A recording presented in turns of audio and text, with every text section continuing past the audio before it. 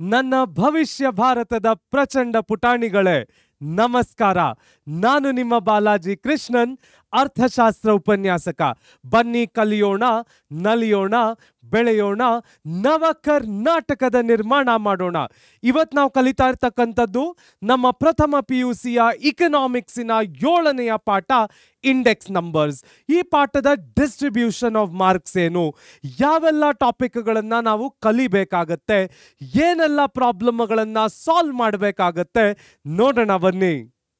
ನಮ್ಮ index number ಪಾಠದಿಂದ 1 mark 1 ಪ್ರಶ್ನೆ, 2 mark ಯಾವುದೇ ಪ್ರಶ್ನೆ ಕೂಡ ಬರೋದಿಲ್ಲ, 4 ಮಾರ್ಕ್ ಕೂಡ ಯಾವುದೇ ಪ್ರಶ್ನೆ ಕೇಳೋದಿಲ್ಲ, 6 ಮಾರ್ಕ್ 1 ಪ್ರಶ್ನೆ ಕೇಳ್ತಾನೆ.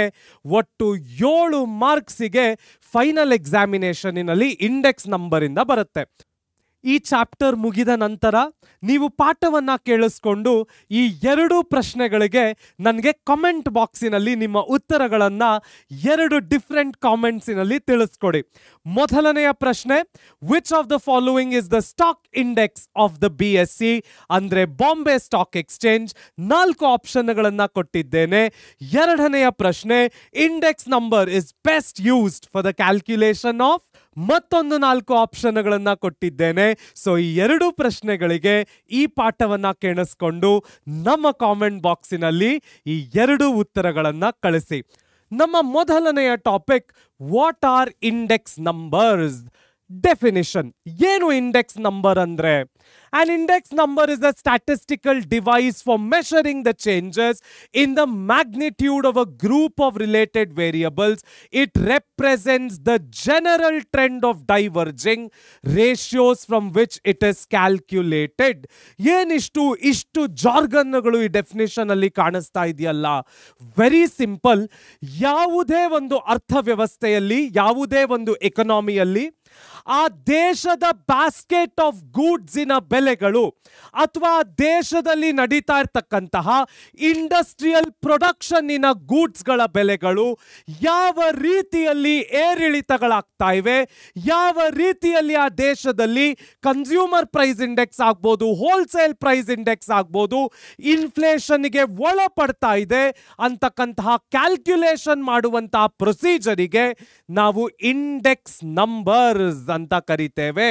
ಸೊ ಇನ್ ಸಿಂಪಲ್ ಟರ್ಮಿನಾಲಜೀಸ್, ಯಾವುದೇ ಒಂದು ಅರ್ಥವ್ಯವಸ್ಥೆಯಲ್ಲಿ, ಯಾವುದೇ ಒಂದು ಎಕಾನಮಿಯಲ್ಲಿ ಆ ದೇಶದ ಗೂಡ್ಸ್ ಅಂಡ್ ಸರ್ವಿಸಸ್ ಯಾವ ರೀತಿ ಇನ್ಫ್ಲೇಷನ್ಗೆ ಒಳಪಡ್ತಾ ಇದೆ, ಅದರ ಎಕ್ಸಾಕ್ಟ್ ನಂಬರ್ಗಳು ಏನು, ಇದನ್ನ ಲೆಕ್ಕ ಹಾಕುವಂತಹ ಪ್ರೊಸೀಜರಿಗೆ, ಲೆಕ್ಕ ಹಾಕುವಂತಹ ಫಾರ್ಮ್ಯುಲಾಗಳಿಗೆ ನಾವು ಇಂಡೆಕ್ಸ್ ನಂಬರ್ಸ್ ಅಂತ ಕರಿತೇವೆ. ನೆಕ್ಸ್ಟ್ ನೋಡೋದಾದ್ರೆ ಅದರ ಎಕ್ಸ್ಪ್ರೆಷನ್ ಏನು?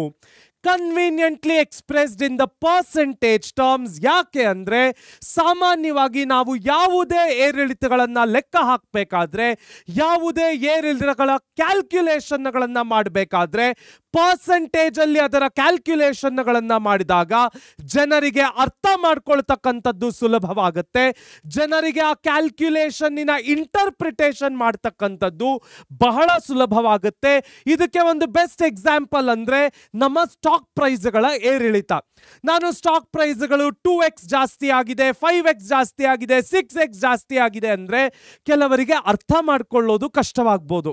ಅದೇ ನಾನು ಸ್ಟಾಕ್ ಪ್ರೈಸ್ಗಳು 100% ಜಾಸ್ತಿ ಆಗಿದೆ, 600% ಜಾಸ್ತಿ ಆಗಿದೆ, 800% ಜಾಸ್ತಿ ಆಗಿದೆ ಅಂತ ಪರ್ಸೆಂಟೇಜ್ ಟರ್ಮ್ಸ್ನಲ್ಲಿ ಹೇಳಿದಾಗ ಜನಕ್ಕೆ ಅದು ಅರ್ಥ ಮಾಡ್ಕೊಳ್ಳೋದು ಸುಲಭವಾಗುತ್ತೆ, ಇಂಟರ್ಪ್ರಿಟೇಷನ್ ಮಾಡೋದು ಕೂಡ ಬಹಳ ಈಸಿ ಆಗುತ್ತೆ.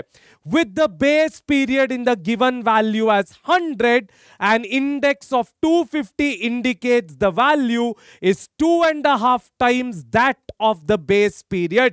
ಇದರ ಬಗ್ಗೆ ತಾನೇ ಎಕ್ಸಾಕ್ಟ್ ಆಗಿ ನಾನು ನಿಮ್ಗೆ ಇವಾಗ ಹೇಳ್ತಾ ಇದ್ದಿದ್ದು. ಇದಕ್ಕೆ ಒಂದು ಸಣ್ಣ ಲೆಕ್ಕಾಚಾರ ಹಾಕೋದಾದ್ರೆ, ಈಗ ಕರೆಂಟ್ ಇಯರಿನ ಬೆಲೆ 150 ಇದೆ, ಬೇಸ್ ಇಯರು 100 ಇದೆ. ಇದರ ಪರ್ಸೆಂಟೇಜ್ ಹೇಗೆ? ಇದನ್ನ ನಾನು ಸಿಂಪಲ್ ಆಗಿ 1.5x ಅಂತ ಕರಿಬಹುದು.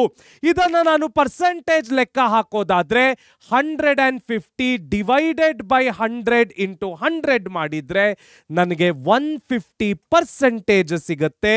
ಈ ರೀತಿಯಲ್ಲಿ ನಾವು ಇಂಡೆಕ್ಸ್ ನಂಬರ್ಗಳನ್ನ ಎಕ್ಸ್ಪ್ರೆಸ್ ಮಾಡಬಹುದು.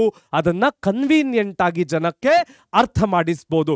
ನೆಕ್ಸ್ಟ್ ನೋಡೋದಾದ್ರೆ ಅದರ ಟೈಪ್ಗಳು ಯಾವುವು? ಮೊದಲನೆಯದಾಗಿ price index numbers measures the changes in prices of the goods. ಎರಡನೆಯದು quantity index number tracks the changes in physical volume of production, construction or employment. So ಯಾವುದೇ ಇಂಡೆಕ್ಸ್ ನಂಬರ್ಗಳಲ್ಲಿ ಎರಡು ಇಂಡೆಕ್ಸ್ ನಂಬರ್ಗಳನ್ನು ನಾವು ಪ್ರಮುಖವಾಗಿ ನೋಡಬಹುದು. ಒಂದು ಪ್ರೈಸ್ ಇಂಡೆಕ್ಸ್ ನಂಬರ್ಸ್, ಮತ್ತೊಂದು ಕ್ವಾಂಟಿಟಿ ಇಂಡೆಕ್ಸ್ ನಂಬರ್ಸ್. ಈ ಪ್ರೈಸ್ ಇಂಡೆಕ್ಸ್, ಕ್ವಾಂಟಿಟಿ ಇಂಡೆಕ್ಸ್ ನಂಬರ್ಗಳಲ್ಲಿ ಮತ್ತೆ Laspeyres index numbers, Paasche's index numbers, Bowley's index numbers, Fisher's index numbers, ಹೀಗೆ ಹಲವಾರು ಇಂಡೆಕ್ಸ್ ನಂಬರ್ಗಳನ್ನ ಕಾಣಬಹುದು. ಆದ್ರೆ ಇವೆಲ್ಲ ಫಾರ್ಮುಲಾಗಳ ಮೇಲೆ ಒಂದೆರಡು ಟೈಪ್ಗಳಿವೆ. ಅವೇ ಈ ಪ್ರೈಸ್ ಇಂಡೆಕ್ಸ್ ನಂಬರ್ಗಳು ಮತ್ತು ಕ್ವಾಂಟಿಟಿ ಇಂಡೆಕ್ಸ್ ನಂಬರ್ಗಳು.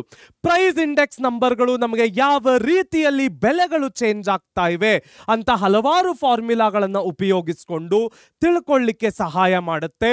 ಅದೇ ರೀತಿಯಲ್ಲಿ ನಾವು ಕ್ವಾಂಟಿಟಿ ಇಂಡೆಕ್ಸ್ ನಂಬರ್ಗಳನ್ನು ತಗೊಂಡ್ರೆ ಯಾವ ರೀತಿ ಕನ್ಸ್ಟ್ರಕ್ಷನ್ಗಳು ನಡೀತಾ ಇದೆ, ಯಾವ ರೀತಿ ಪ್ರೊಡಕ್ಷನ್ ಆಗ್ತಾ ಇದೆ, ಯಾವ ರೀತಿಯಲ್ಲಿ ದೇಶದ ಎಂಪ್ಲಾಯ್ಮೆಂಟ್ ನಡೀತಾ ಇದೆ, ಈ ಫ್ಯಾಕ್ಟರ್ಗಳನ್ನೆಲ್ಲ ಅರ್ಥ ಮಾಡ್ಕೊಳ್ತಕ್ಕಂಥದ್ದು ಬಹಳ ಸುಲಭವಾಗುತ್ತೆ.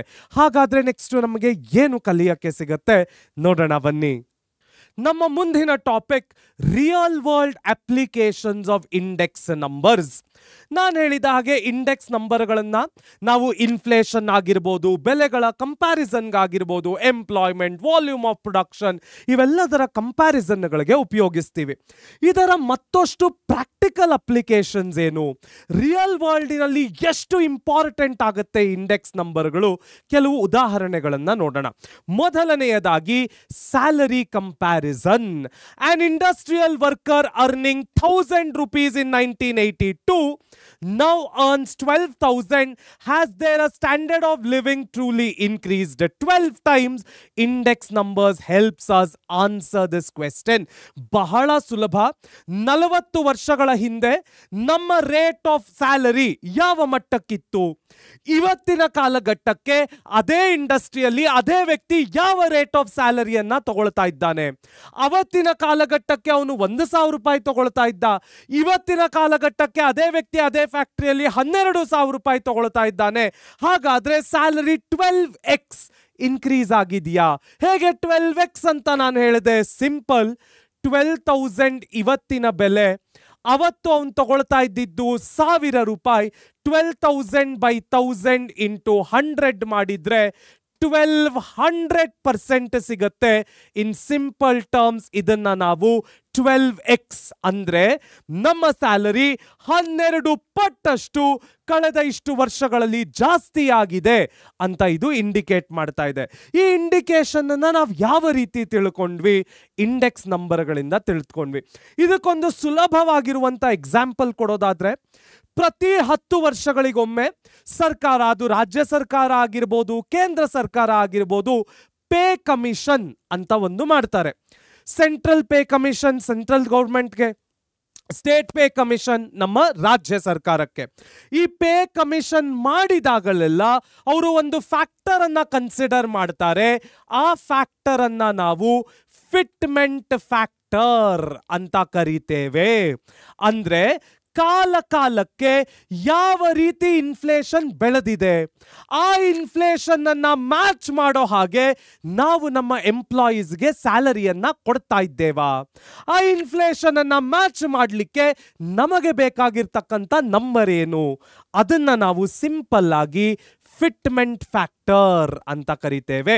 ಕೆಲವು ರಿಪೋರ್ಟ್ಗಳನ್ನ ನಂಬೋದಾದ್ರೆ, ಇನ್ನೇನು ಈ 2026ರಿಂದ 2028 ಒಳಗೆ ಕೇಂದ್ರ ಸರ್ಕಾರದ ಪೇ ಕಮಿಷನ್ ಒಂದು ಬರುತ್ತೆ. ಈ ಪೇ ಕಮಿಷನ್ ನಲ್ಲಿ ಕೇಂದ್ರ ಸರ್ಕಾರ ಆಲ್ಮೋಸ್ಟ್ 2.86 ಅಷ್ಟು ಫಿಟ್ಮೆಂಟ್ ಫ್ಯಾಕ್ಟರ್ ಅನ್ನ ಇಟ್ಕೊಂಡಿದೆ. ಅಂದ್ರೆ 12,000 ರೂಪಾಯಿ ಅಕಸ್ಮಾತ್ ಸ್ಯಾಲರಿ ಇದ್ರೆ, ಬೇಸ್ ಸ್ಯಾಲರಿ ಇದ್ರೆ ಇಂಟು 2.86 ಮಾಡಿಕೊಂಡು ಆಲ್ಮೋಸ್ಟ್ ಟ್ರಿಪಲ್ ಆಗುತ್ತೆ ಅವರ ಸ್ಯಾಲರಿಗಳು. ಇದನ್ನ ನಾವು ಇಂಡೆಕ್ಸ್ ನಂಬರಿನ ಉಪಯೋಗ ಮಾಡಿಕೊಂಡೆ ಕಂಡುಹಿಡಿತಕ್ಕಂಥದ್ದು. ಸೊ ಯಾವುದೇ ಇಂಡೆಕ್ಸ್ ನಂಬರ್ಗಳನ್ನ ನಾವು ಸ್ಯಾಲರಿ ಕಂಪ್ಯಾರಿಸನ್ಗೆ ಉಪಯೋಗಿಸ್ಕೊಳ್ಬಹುದು. ಅದರಲ್ಲೂ ಈ ಪೇ ಕಮಿಷನ್ಗಳು ಬಂದಾಗ ಸರ್ಕಾರ ಮೊರೆ ಹೋಗ್ತಕ್ಕಂಥದ್ದೇ ಈ ಇಂಡೆಕ್ಸ್ ನಂಬರ್ಗಳಿಗೆ, ಫಿಟ್ಮೆಂಟ್ ಫ್ಯಾಕ್ಟರ್ಗಳಿಗೆ. ಇದಷ್ಟೇ ಅಲ್ವಾ, ಹಲವಾರು ಟ್ಯಾಕ್ಸೇಷನ್ ಪಾಲಿಸಿಗಳಲ್ಲೂ ಕೂಡ ನಾವು ಇಂಡೆಕ್ಸ್ ನಂಬರ್ ಅನ್ನ ಉಪಯೋಗವನ್ನ ಕಾಣಬಹುದು. ಇಂಡೆಕ್ಸೇಷನ್ ಅಂತ ನಾವು ಮುಂಚೆ ಕ್ಯಾಪಿಟಲ್ ಗೈನ್ಸಿಗೆ ಮಾಡ್ತಾ ಇದ್ವಿ. ಲಾಂಗ್ ಟರ್ಮ್ ಕ್ಯಾಪಿಟಲ್ ಅಸೆಟ್ಗಳು ಯಾವ್ಯಾವ ಇದ್ವು, ಬಿಲ್ಡಿಂಗ್ಗಳಾಗಿರ್ಬೋದು, ಲ್ಯಾಂಡ್ಗಳಾಗಿರ್ಬೋದು, ಇವೆಲ್ಲವಕ್ಕೂ ಇಂಡೆಕ್ಸೇಷನ್ ಅನ್ನೋ ಒಂದು ಫ್ಯಾಕ್ಟರ್ ಅನ್ನ ಮಾಡ್ತಾ ಇದ್ವಿ. ಇವೆಲ್ಲವೂ ಕೂಡ practical applications of index number. Next ನೋಡೋದಾದ್ರೆ ಸ್ಟಾಕ್ ಮಾರ್ಕೆಟ್. ಸ್ಟಾಕ್ ಮಾರ್ಕೆಟಿನಲ್ಲಿ ಹಲವಾರು ರೀತಿ ಇಂಡೆಕ್ಸ್ ನಂಬರ್ಗಳ ಉಪಯೋಗವಾಗುತ್ತೆ.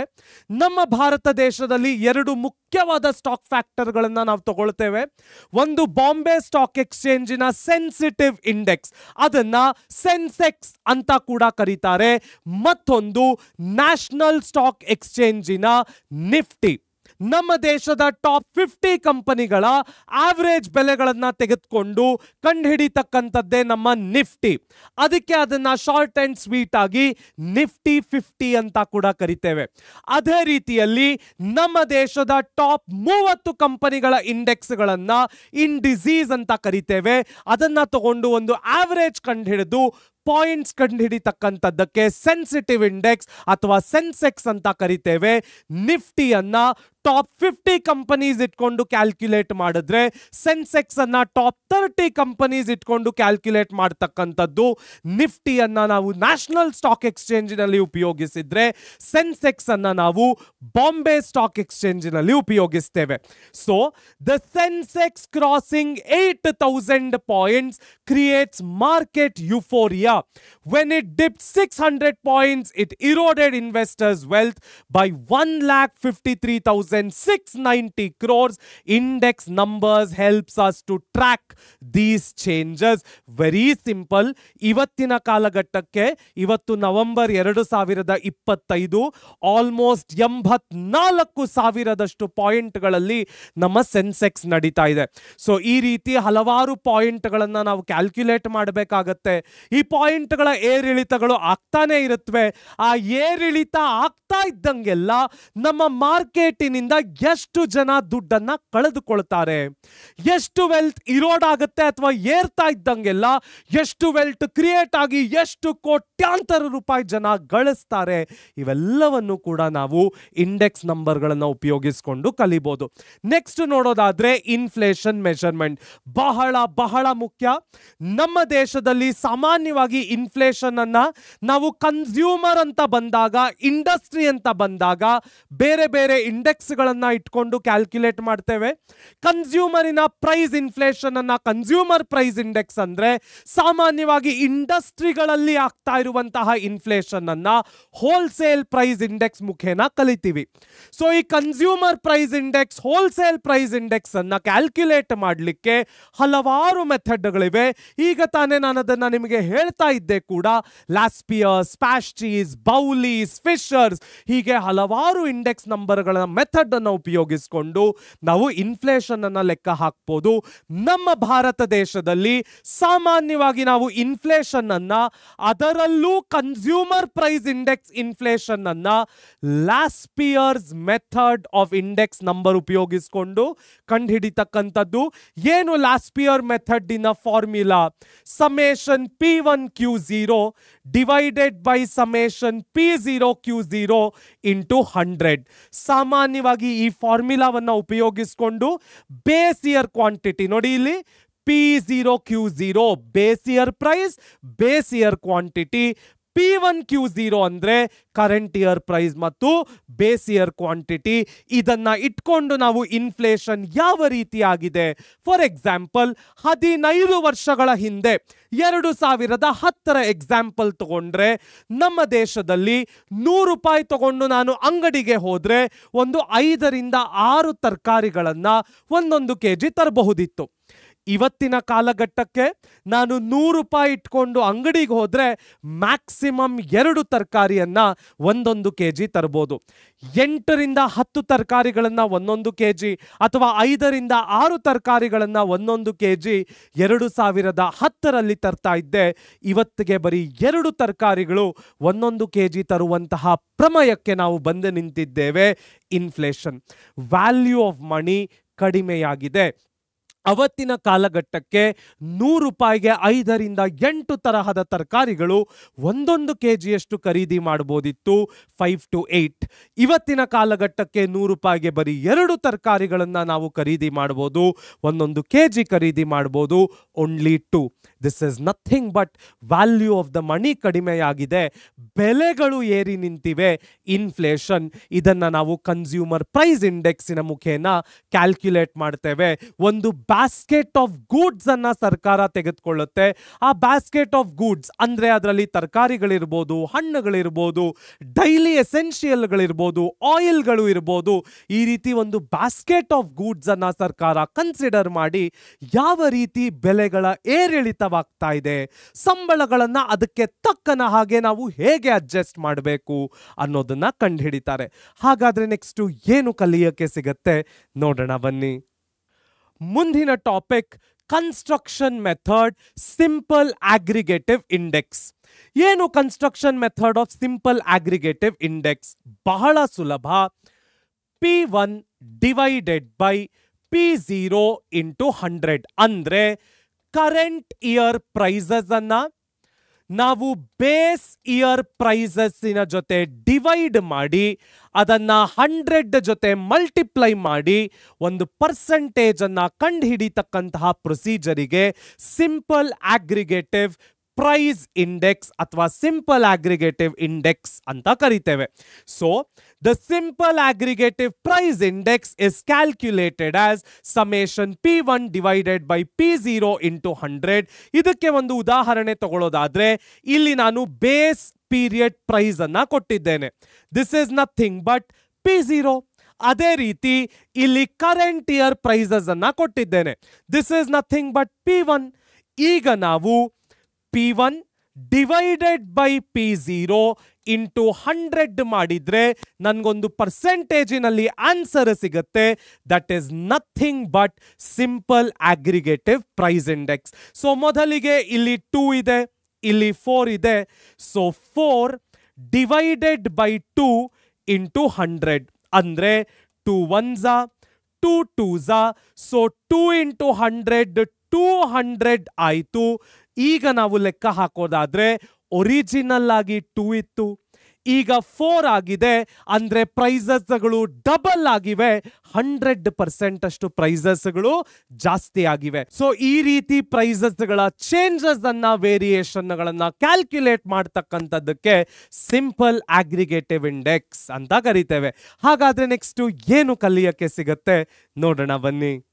ನಮ್ಮ ಮುಂದಿನ topic weighted aggregative price index. ಇದನ್ನ ನಾನು ಒಂದಲ್ಲ ಒಂದು ರೀತಿ ಲಾಸ್ಪಿಯರ್ ಪ್ರೈಸ್ ಇಂಡೆಕ್ಸ್ ಅಂತ ಕರೆದ್ರೂ ಕೂಡ ತಪ್ಪಾಗೋದಿಲ್ಲ. ಸೊ ಏನು ಲಾಸ್ಪಿಯರ್ ಪ್ರೈಸ್ ಇಂಡೆಕ್ಸಿನ ಫಾರ್ಮುಲಾ? ಈಗ ತಾನೇ ನಾನು ನಿಮಗೆ ಹೇಳ್ತಾ ಇದ್ದೆ, ಲಾಸ್ಪಿಯರ್ ಪ್ರೈಸ್ ಇಂಡೆಕ್ಸ್ ಅಂದ್ರೆ summation P1 Q0 divided by P0 Q0 into 100. So importance of weighting ಅಂದ್ರೆ simple aggregative indices are limited because they treat all the items as equally important. In reality, items of food occupy a larger proportion of our expenditure. ಅಂದರೆ ನಾವು ಯಾವಾಗ weighted price ಇಂಡೆಕ್ಸ್ಗಳನ್ನು ಬಳಸ್ತೇವೆ, ಆ weighted price ಇಂಡೆಕ್ಸ್ಗಳು ಎಲ್ಲ ಐಟಮ್ಗಳಿಗೂ equal importance ಅನ್ನ ಕೊಡುತ್ತೆ. ಆದರೆ ಸಾಮಾನ್ಯವಾಗಿ ನಾವು ನಮ್ಮ ಜೀವನದಲ್ಲಿ ಮೆಜಾರಿಟಿ ಆದ ಖರ್ಚನ್ನ ಫುಡ್ ಐಟಮ್ಸ್ಗೆ ಮಾಡ್ತೇವೆ. ಯಾವಾಗಲೂ ತಿಳ್ಕೊಳ್ಳಿ, ಯಾವುದೇ ಒಂದು ಅರ್ಥವ್ಯವಸ್ಥೆ ಯಾವಾಗ ಕೊಲ್ಯಾಪ್ಸ್ ಆಗುತ್ತೆ, ಕೆಳಗೆ ಬಿದ್ದು ಬಿಡುತ್ತೆ ಅಂದ್ರೆ ಫುಡ್ ಇನ್ಫ್ಲೇಷನ್ ಜಾಸ್ತಿ ಆದಾಗ. ಯಾವಾಗ ಜನರು ತಮ್ಮ ಹೊಟ್ಟೆಯನ್ನ ತುಂಬಿಸಿಕೊಳ್ಳಲು ಕಷ್ಟಪಡಲಿಕ್ಕೆ ಶುರು ಮಾಡ್ತಾರೆ, ಬೆಲೆಗಳು ಗಗನದ ಮಟ್ಟಕ್ಕೆ ಏರಿ ನಿಲ್ಲುತ್ತವೆ, that is the rule or that is the start for collapse of an economy. ಆದ ಕಾರಣ ಯಾವುದೇ ಸರ್ಕಾರಗಳಾಗಿರ್ಬೋದು, ಯಾವುದೇ ಅಡ್ಮಿನಿಸ್ಟ್ರೇಟರ್ಗಳಾಗಿರ್ಬೋದು, ಯಾವುದೇ ದೇಶಗಳಾಗಿರ್ಬೋದು, ನಮ್ಮ ಫುಡ್ ಇನ್ಫ್ಲೇಷನ್ ಅನ್ನ ಯಾವಾಗಲೂ ಒಂದು ಚೆಕ್ಕಿನಲ್ಲಿ ಇಟ್ಕೊಂಡಿರ್ತಕ್ಕಂಥದ್ದು ಬಹಳ ಮುಖ್ಯವಾಗುತ್ತೆ. ಆ ರೀತಿಯಲ್ಲಿ ಆ ಸರ್ಕಾರ ಅಡ್ಮಿನಿಸ್ಟ್ರೇಷನ್ ಅನ್ನ ನಡೆಸ್ಕೊಂಡು ಹೋಗ್ಬೇಕಾಗತ್ತೆ. ನೆಕ್ಸ್ಟ್ ಅದರ ಫಾರ್ಮುಲಾವನ್ನ ಈಗ ತಾನೇ ನಾನು ನಿಮಗೆ ಹೇಳಿದೆ, summation P1Q0 divided by P0Q0 into 100. This uses base period quantities as weights, also known as last year's price index. ಅದನ್ನ ನಾನು ನಿಮಗೆ ಸ್ಟಾರ್ಟಿಂಗ್ ಅಲ್ಲೇ ಹೇಳಿದೆ.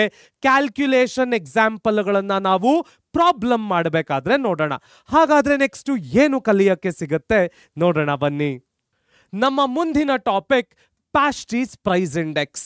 ಏನು ಪ್ಯಾಸ್ಟ್ರೀಸ್ ಪ್ರೈಸ್ ಇಂಡೆಕ್ಸಿನ formula? Very simple. P01 equals summation P1Q1 divided by P0Q1 into 100. ಏನು summation P1Q1 divided by P0Q1 ಅಂದ್ರೆ simple. ಇಲ್ಲಿ ನಾನು current year prices and quantities ಅನ್ನ ತೆಗೆದುಕೊಂಡು divided by base year price ಮತ್ತು ಕರೆಂಟ್ ಇಯರ್ ಕ್ವಾಂಟಿಟಿಯನ್ನ ಮಾಡ್ತೇನೆ. ಆ ತರಹದ ಲೆಕ್ಕಾಚಾರಕ್ಕೆ ನಾವು ಪ್ಯಾಸ್ಟ್ರೀಸ್ ಪ್ರೈಸ್ ಇಂಡೆಕ್ಸ್ ಅಂತ ಕರಿತೇವೆ. ಇದನ್ನ ಹಾಗಾದ್ರೆ ಮತ್ತಷ್ಟು ಡೆಪ್ತ್ ಆಗಿ ಕಲ್ತ್ಕೊಳ್ಳೋದು ಹೇಗೆ? ಮೊದಲನೆಯದಾಗಿ it is an alternative waiting. ಏನು? While last year index uses the base period quantities as weight, Paasche's index uses the current period quantities. ಅದನ್ನೇ ನಾನಿವಾಗ ನಿಮಗೆ ಹೇಳ್ತಾ ಇದ್ದಿದ್ದು. ನೆಕ್ಸ್ಟ್ ನೋಡೋದಾದ್ರೆ ಅದರ formula P1Q1 divided by P0Q1 into 100. So Pastry's index helps the answer if the current period of basket of commodities was consumed in the base period and we were spending rupees 100 on it, how much should be the expenditure in the current period of the same basket of commodities? ಅಂದ್ರೆ ಬಹಳ ಸುಲಭ. ನಾವು ಯಾವುದಾದ್ರೂ ಒಂದು ದುಡ್ಡನ್ನ ಇಟ್ಕೊಂಡು ಯಾವುದೋ ಒಂದು ಹಳೆ ವರ್ಷಗಳಲ್ಲಿ ಆ ದುಡ್ಡನ್ನ ಖರ್ಚು ಮಾಡಿದ್ರೆ ಇವತ್ತಿನ ಕಾಲಘಟ್ಟಕ್ಕೆ ಆ ದುಡ್ಡಲ್ಲಿ ನಮಗೆ ಎಷ್ಟು ಕ್ವಾಂಟಿಟಿಗಳು ಸಿಗುತ್ತವೆ. ಇದು ಬಹಳ ಸುಲಭ. ನಾವು ಯಾವುದೇ ಒಂದು ದುಡ್ಡನ್ನ ಇಟ್ಕೊಂಡು ಬೇಸ್ ಇಯರ್ ಅಲ್ಲಿ ಖರ್ಚು ಮಾಡಿ ಎಷ್ಟು ಕ್ವಾಂಟಿಟಿ ಖರೀದಿಸ್ತಾ ಇದ್ವಿ, ಅದೇ ದುಡ್ಡನ್ನ ನಾನು ಇವತ್ತು ಖರ್ಚು ಮಾಡಿದ್ರೆ ಎಷ್ಟು ಕ್ವಾಂಟಿಟಿಗಳು ನನ್ನ ಮನೆ ತಲುಪುತ್ತೆ? ನಾನು ಹೇಳಿದ ಹಾಗೆ 2010ರಲ್ಲಿ 100 ರೂಪಾಯಿಯನ್ನ ಇಟ್ಕೊಂಡು 6ರಿಂದ 8 ತರಕಾರಿಗಳನ್ನ ತಗೊಳ್ತಾ ಇದ್ವಿ. ಇವತ್ತಿನ ಕಾಲಘಟ್ಟಕ್ಕೆ 100 ರೂಪಾಯಿಗೆ 2 ತರಕಾರಿಗಳು ಅಬ್ಬಬ್ಬ ಅಂದ್ರೆ ಬರುತ್ತೆ. ಈ ರೀತಿ ಕ್ವಾಂಟಿಟಿಗಳ ಆಧಾರದ ಮೇಲೆ ಲೆಕ್ಕಾಚಾರಗಳನ್ನ ಮಾಡಿ ಇನ್ಫ್ಲೇಷನ್ ಅನ್ನ ತಿಳಿದುಕೊಳ್ತಕ್ಕಂಥದ್ದಕ್ಕೆ ಪ್ಯಾಸ್ಟ್ರೀಸ್ ಅಂತ ಕರಿತೇವೆ, ಪ್ಯಾಸ್ಟ್ರೀಸ್ ಪ್ರೈಸ್ ಇಂಡೆಕ್ಸ್ ಅಂತ ಕರಿತೇವೆ. ಆದರೆ ಒಂದು ಆರ್ಗ್ಯುಮೆಂಟ್ ಇದರ ಮೇಲೆ ಏನಿದೆ ಅಂದ್ರೆ ಇಟ್ ಈಸ್ ಅಕಾಡೆಮಿಕಲ್. ಸಾಮಾನ್ಯವಾಗಿ ದೇಶಗಳಲ್ಲಿ last year's price index number ಅನ್ನೇ ಉಪಯೋಗಿಸಿಕೊಂಡು ಇನ್ಫ್ಲೇಷನ್ ಅಥವಾ ಬೆಲೆಗಳನ್ನ ಕ್ಯಾಲ್ಕ್ಯುಲೇಟ್ ಮಾಡ್ತಕ್ಕಂಥದ್ದು, ಏರಿಳಿತಗಳನ್ನ ಇಂಟರ್ಪ್ರಿಟ್ ಮಾಡ್ತಕ್ಕಂಥದ್ದು. ಹಾಗಾದ್ರೆ ನೆಕ್ಸ್ಟ್ ಏನು ಕಲಿಯಕ್ಕೆ ಸಿಗತ್ತೆ ನೋಡೋಣ ಬನ್ನಿ. ನಮ್ಮ ಮುಂದಿನ topic method of averaging relatives. ಮೊದಲನೆಯದು price relatives. For a single commodity the price index is the ratio of current price to the base price expressed as a percentage. ಅದನ್ನೇ ನಾವಿಲ್ಲಿ ಮಾಡ್ತಾ ಇರ್ತಕ್ಕಂಥದ್ದು P1 divided by P0 into 100.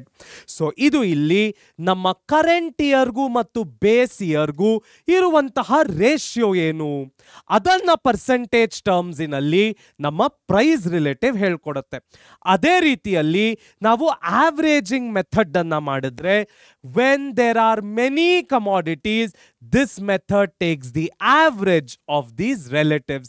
So ಹಲವಾರು ಕಮಾಡಿಟಿಗಳನ್ನ ಇಟ್ಕೊಂಡು ನಾವು ಲೆಕ್ಕಾಚಾರಗಳನ್ನ ಹಾಕಬೇಕಾದ್ರೆ problem ಏನಾಗುತ್ತೆ, ಕೆಲವು ಕಮಾಡಿಟಿಗಳಲ್ಲಿ ಬೆಲೆ ಜಾಸ್ತಿ ಇರ್ಬೋದು, ಮತ್ತಷ್ಟು ಕೆಲವು ಕಮಾಡಿಟಿಗಳಲ್ಲಿ ಬೆಲೆ ಕಡಿಮೆ ಆಗ್ಬೋದು.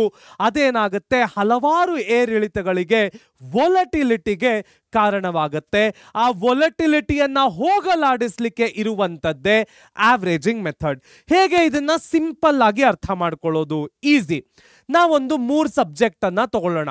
Economics, accountancy, business studies. ಸಾಮಾನ್ಯವಾಗಿ ಎಲ್ಲರಿಗೂ ಒಂದು ಆಪ್ಷನಲ್ ಸಬ್ಜೆಕ್ಟ್ ಇರಲೇಬೇಕು. ಅದನ್ನ ಸ್ಟ್ಯಾಟಿಸ್ಟಿಕ್ಸ್ ಅಂತ ಕನ್ಸಿಡರ್ ಮಾಡೋಣ. ಸೊ ಎಕನಾಮಿಕ್ಸಿನಲ್ಲಿ 50 ಮಾರ್ಕ್ಸ್, ಅಕೌಂಟ್ಸಿನಲ್ಲಿ 80 ಮಾರ್ಕ್ಸ್, ಬಿಸ್ನೆಸ್ ಸ್ಟಡೀಸ್ ಅಲ್ಲಿ 40 ಮಾರ್ಕ್ಸ್ ಮತ್ತು ನಮ್ಮ ಸ್ಟ್ಯಾಟಿಸ್ಟಿಕ್ಸ್ನಲ್ಲಿ 60 ಮಾರ್ಕ್ಸ್.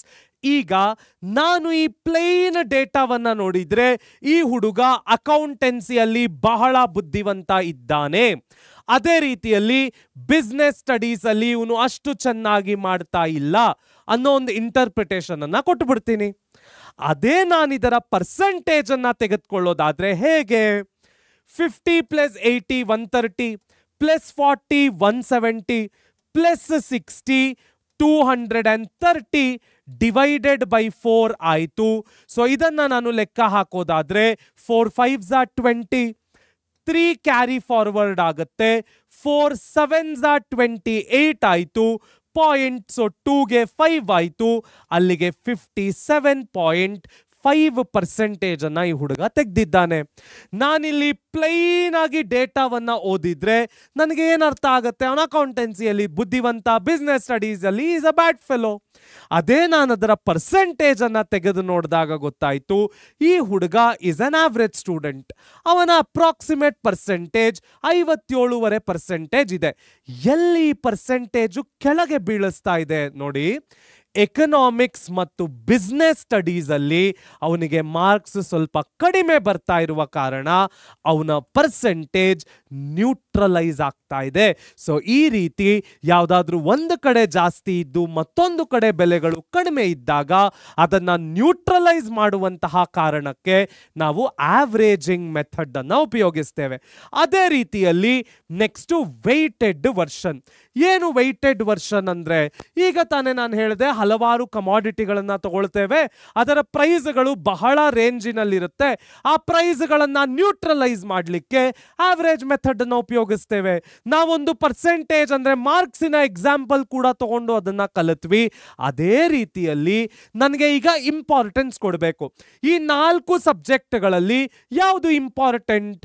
ಈಗ ನಾನು ಯಾವುದಾದ್ರೂ ಒಬ್ಬ ವ್ಯಕ್ತಿಯನ್ನ ಕೆಲಸಕ್ಕೆ ಹೈಯರ್ ಮಾಡಬೇಕಾದ್ರೆ ನಾನು ಈ ಸಬ್ಜೆಕ್ಟ್ಗಳಿಗೆ ಹೇಗೆ ಇಂಪಾರ್ಟೆನ್ಸ್ ಕೊಡ್ತೇನೆ? ಮೊದಲನೆಯದು ಅವನ ಅಕೌಂಟೆನ್ಸಿ ನೋಡ್ತೀನಿ, ತದನಂತರ ಅವನ ಸ್ಟ್ಯಾಟಿಸ್ಟಿಕ್ಸ್ ಮಾರ್ಕ್ಸ್ ನೋಡ್ತೇನೆ, ತದನಂತರ ಎಕನಾಮಿಕ್ಸ್ ನೋಡ್ತೇನೆ, ಲಾಸ್ಟಿನಲ್ಲಿ ನಾನು ಬಿಸ್ನೆಸ್ ಸ್ಟಡೀಸ್ಗೆ ಇಂಪಾರ್ಟೆನ್ಸ್ ಅನ್ನ ಕೊಡ್ತೇನೆ. ಸೊ ಈ ರೀತಿ ನಾವು ಕಮಾಡಿಟಿಗಳನ್ನ ತಗೊಂಡಾಗ ಆ ಕಮಾಡಿಟಿಗಳಿಗೆ ಯಾವ ರೀತಿ ನಾವು ವೆಯ್ಟ್ ಅನ್ನ ಕೊಡಬೇಕು, ಯಾವ ರೀತಿ ನಾವು ಆ ಕಮಾಡಿಟಿಗಳಿಗೆ ಇಂಪಾರ್ಟೆನ್ಸ್ ಅನ್ನ ಕೊಡಬೇಕು, ಇದನ್ನ ಮಾಡ್ತಕ್ಕಂಥದ್ದಕ್ಕೆ weighted version of index number. ನಾನು ಹೇಳಿದ ಹಾಗೆ ಫುಡ್ ಫಸ್ಟ್ ವೆಯ್ಟ್, ಅದಕ್ಕೆ ಜಾಸ್ತಿ ಇಂಪಾರ್ಟೆನ್ಸ್ ಕೊಡಬೇಕು. ಕ್ಲೋದಿಂಗ್ ಸೆಕೆಂಡ್ ವೆಯ್ಟ್, ಅದಕ್ಕೆ ಜಾಸ್ತಿ ಇಂಪಾರ್ಟೆನ್ಸ್ ಕೊಡಬೇಕು. ಎಂಟರ್ಟೈನ್ಮೆಂಟ್ ಲಾಸ್ಟ್, ಅದಿದ್ರೂ ಇಲ್ಲದೆ ಇದ್ರೂ ಪರವಾಗಿಲ್ಲ, ಅದಕ್ಕೆ ಲಾಸ್ಟ್ ವೆಯ್ಟ್ ಕೊಡಬೇಕು. ನಾನು ಎಲ್ಲವನ್ನು ನ್ಯೂಟ್ರಲ್ ಮಾಡಿಬಿಟ್ರೆ ಹೇಗೆ ಇನ್ಫ್ಲೇಷನ್ ಅನ್ನ ಕರೆಕ್ಟ್ ಆಗಿ ಕ್ಯಾಲ್ಕುಲೇಟ್ ಮಾಡೋದು? ಈ ಡಿಸ್ಅಡ್ವಾಂಟೇಜ್ ಅನ್ನ ಹೋಗಲಾಡಿಸ್ಲಿಕ್ಕೆ ಇರ್ತಕ್ಕಂಥದ್ದೇ ನಮ್ಮ ವೆಯ್ಟೆಡ್ ವರ್ಷನ್ ಅಥವಾ ವೆಯ್ಟೆಡ್ ಇಂಡೆಕ್ಸ್ ನಂಬರ್ಗಳು. ಸಾಮಾನ್ಯವಾಗಿ ನಾನು ಆ ವೆಯ್ಟ್ಗಳನ್ನ ಟೋಟಲ್ ಮಾಡಿದಾಗ ಆ ವೆಯ್ಟ್ಗಳು ಯಾವಾಗಲೂ ಕೂಡ 100 ಇರಬೇಕಾಗತ್ತೆ. ಇದಕ್ಕೆ ನಾನೊಂದು ಸಿಂಪಲ್ ಫಾರ್ಮುಲಾವನ್ನ ಹಾಕೋದಾದ್ರೆ summation WP divided by summation W. ಇಲ್ಲಿ ನಾವು ಅದೇ ಫಾರ್ಮುಲಾವನ್ನ ಬೇರೆ ರೀತಿ ರೆಪ್ರೆಸೆಂಟ್ ಮಾಡಿದ್ದೇವೆ. 1/n P1 divided by P0 into 100. So ಈ ರೀತಿ ಕೂಡ ನಾವು ವೆಯ್ಟೆಡ್ ಇಂಡೆಕ್ಸ್ ನಂಬರ್ಗಳನ್ನ ಕ್ಯಾಲ್ಕುಲೇಟ್ ಮಾಡಬಹುದು. ಅದೇ ಫಾರ್ಮುಲಾದ ರೆಪ್ರೆಸೆಂಟೇಷನ್ ಅನ್ನ ಈ ರೀತಿ ಕೂಡ ನಾವು ಮಾಡಬಹುದು. ಹಾಗಾದ್ರೆ ನೆಕ್ಸ್ಟ್ ಏನು ಕಲಿಯಕ್ಕೆ ಸಿಗತ್ತೆ ನೋಡೋಣ ಬನ್ನಿ. ನಮ್ಮ ಮುಂದಿನ ಟಾಪಿಕ್ ನೋಡೋದಾದ್ರೆ ಕನ್ಸ್ಯೂಮರ್ ಪ್ರೈಸ್ ಇಂಡೆಕ್ಸ್. ಏನು ಕನ್ಸ್ಯೂಮರ್ ಪ್ರೈಸ್ ಇಂಡೆಕ್ಸ್ ಅಂದ್ರೆ, ಯಾವುದೇ ಒಂದು ಅರ್ಥವ್ಯವಸ್ಥೆಯಲ್ಲಿ ಒಂದು ಬ್ಯಾಸ್ಕೆಟ್ ಆಫ್ ಗೂಡ್ಸ್ ಗಳನ್ನ ನಾವು ತಗೊಂಡು ಆ ಬ್ಯಾಸ್ಕೆಟ್ ಆಫ್ ಗೂಡ್ಸ್ ಗಳಿನ ಬೆಲೆಯ ಏರಿಳಿತ ಯಾವ ರೀತಿ ಆಗಿದೆ, ಅದು ನಮ್ಮ ದೇಶದ ಜನರಿಗೆ, ಸಿಟಿಸನ್ನಿಗೆ, ನಾಗರಿಕರಿಗೆ ಯಾವ ರೀತಿ ಎಫೆಕ್ಟ್ ಮಾಡ್ತಾ ಇದೆ, ಅದನ್ನ ಲೆಕ್ಕ ಹಾಕುವಂತಹ ಪ್ರೊಸೀಜರಿಗೆ ಕನ್ಸ್ಯೂಮರ್ ಪ್ರೈಸ್ ಇಂಡೆಕ್ಸ್ ಅಥವಾ CPI ಅಂತ ಕರಿತೇವೆ. ಮೊದಲನೆಯದಾಗಿ 277 CPI ವ್ಯಾಲ್ಯೂ 2014ರಲ್ಲಿ, 133.3 ರೂರಲ್ CPI 2017ರಲ್ಲಿ, 129.3 ಅರ್ಬನ್ CPI 2017ರಲ್ಲಿ. ಅಂದ್ರೆ the consumer price index, also known as cost of living index, measures the average change in the retail prices. If industrial workers spent 100 rupees in 2001 for a typical basket of commodities or goods, they would need 277 in 2014 to buy the identical basket. ಅಂದ್ರೆ 2001 ಅಂದ್ರೆ base year ನಲ್ಲಿ ನಾನು 100 ರೂಪಾಯಿ ಇಟ್ಕೊಂಡು ಒಂದಿಷ್ಟು basket of goods ಅನ್ನ ತಂದಿದ್ರೆ 2014ರ ಹೊತ್ತಿಗೆ ಅದು 2.7x ಜಾಸ್ತಿಯಾಗಿ 277 ರೂಪಾಯಿ ಅದೇ ಗೂಡ್ಸ್ ಅನ್ನ ನನ್ನ ಮನೆಗೆ ತರಲಿಕ್ಕೆ ನಾನು ಖರ್ಚು ಮಾಡಬೇಕಾಗಿತ್ತು. That indicates consumer price index value. Next, the Reserve Bank of India uses all India combined consumer price index 131.4 in 2017 base 2012 as the main measure of CPI changes. ಅದೇ ನಾವು ರಿಸರ್ವ್ ಬ್ಯಾಂಕ್ ಆಫ್ ಇಂಡಿಯಾದ ಲೆಕ್ಕಾಚಾರಗಳನ್ನ ನೋಡಿದ್ರೆ ಅವರು 2001 base ಆಗಿ ಇಟ್ಕೊಂಡಿಲ್ಲ, 2012 base ಆಗಿ ಇಟ್ಕೊಂಡಿದ್ದಾರೆ. So 2012ರಲ್ಲಿ ನಾನು ಏನನ್ನಾದ್ರೂ 100 ರೂಪಾಯಿಗೆ ಖರೀದಿ ಮಾಡಿದ್ರೆ ಅದೇ ಬ್ಯಾಸ್ಕೆಟ್ ಆಫ್ ಗೂಡ್ಸ್ಗೆ ಇವತ್ತು ಅಂದ್ರೆ 2017ರಲ್ಲಿ 131 ರೂಪಾಯಿಗಳನ್ನ ಖರ್ಚು ಮಾಡಬೇಕಾಗತ್ತೆ. ಸೊ ಅವತ್ತು 100 ರೂಪಾಯಿ ಇದ್ದಿದ್ದು 1.3x ಜಾಸ್ತಿಯಾಗಿ 131 ರೂಪಾಯಿ ಆಗಿದೆ. ಇದು however is the data for 2017. ಹಾಗಾದ್ರೆ ನೆಕ್ಸ್ಟ್ ಏನು ಕಲಿಯಕ್ಕೆ ಸಿಗತ್ತೆ ನೋಡೋಣ ಬನ್ನಿ. ನಮ್ಮ ಮುಂದಿನ ಟಾಪಿಕ್ ಹೋಲ್ಸೇಲ್ ಪ್ರೈಸ್ ಇಂಡೆಕ್ಸ್. ಏನು ಹೋಲ್ಸೇಲ್ ಪ್ರೈಸ್ ಇಂಡೆಕ್ಸ್ ಅಂದ್ರೆ, it is the general price level.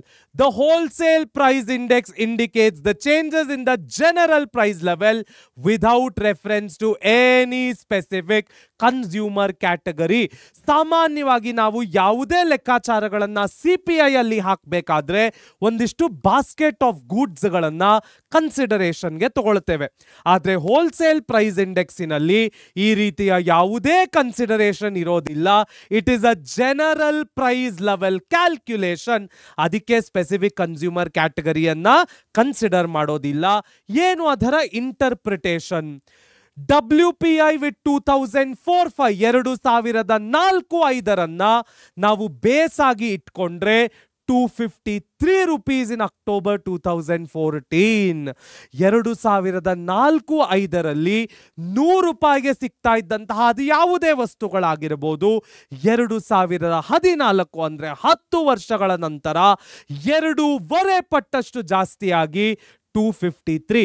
ನಾನು ಹೇಗೆ 2.5 ಪಟ್ಟು 3 ಪಟ್ಟು ಅಂತ ಹೇಳ್ತಾ ಇದ್ದೇನೆ? Simple, 253 divided by base year ಅನ್ನ ನಾವು 100 ಇಟ್ಕೊಳ್ತೇವೆ, ಇಂಟು 100 ಮಾಡಿದಾಗ 253% ಅಥವಾ 2.53x ಅಂತ ಅದನ್ನ ನಾವು ಇಂಟರ್ಪ್ರೆಟ್ ಮಾಡಬಹುದು. ನೆಕ್ಸ್ಟ್ ನೋಡೋದಾದ್ರೆ inflation measurement.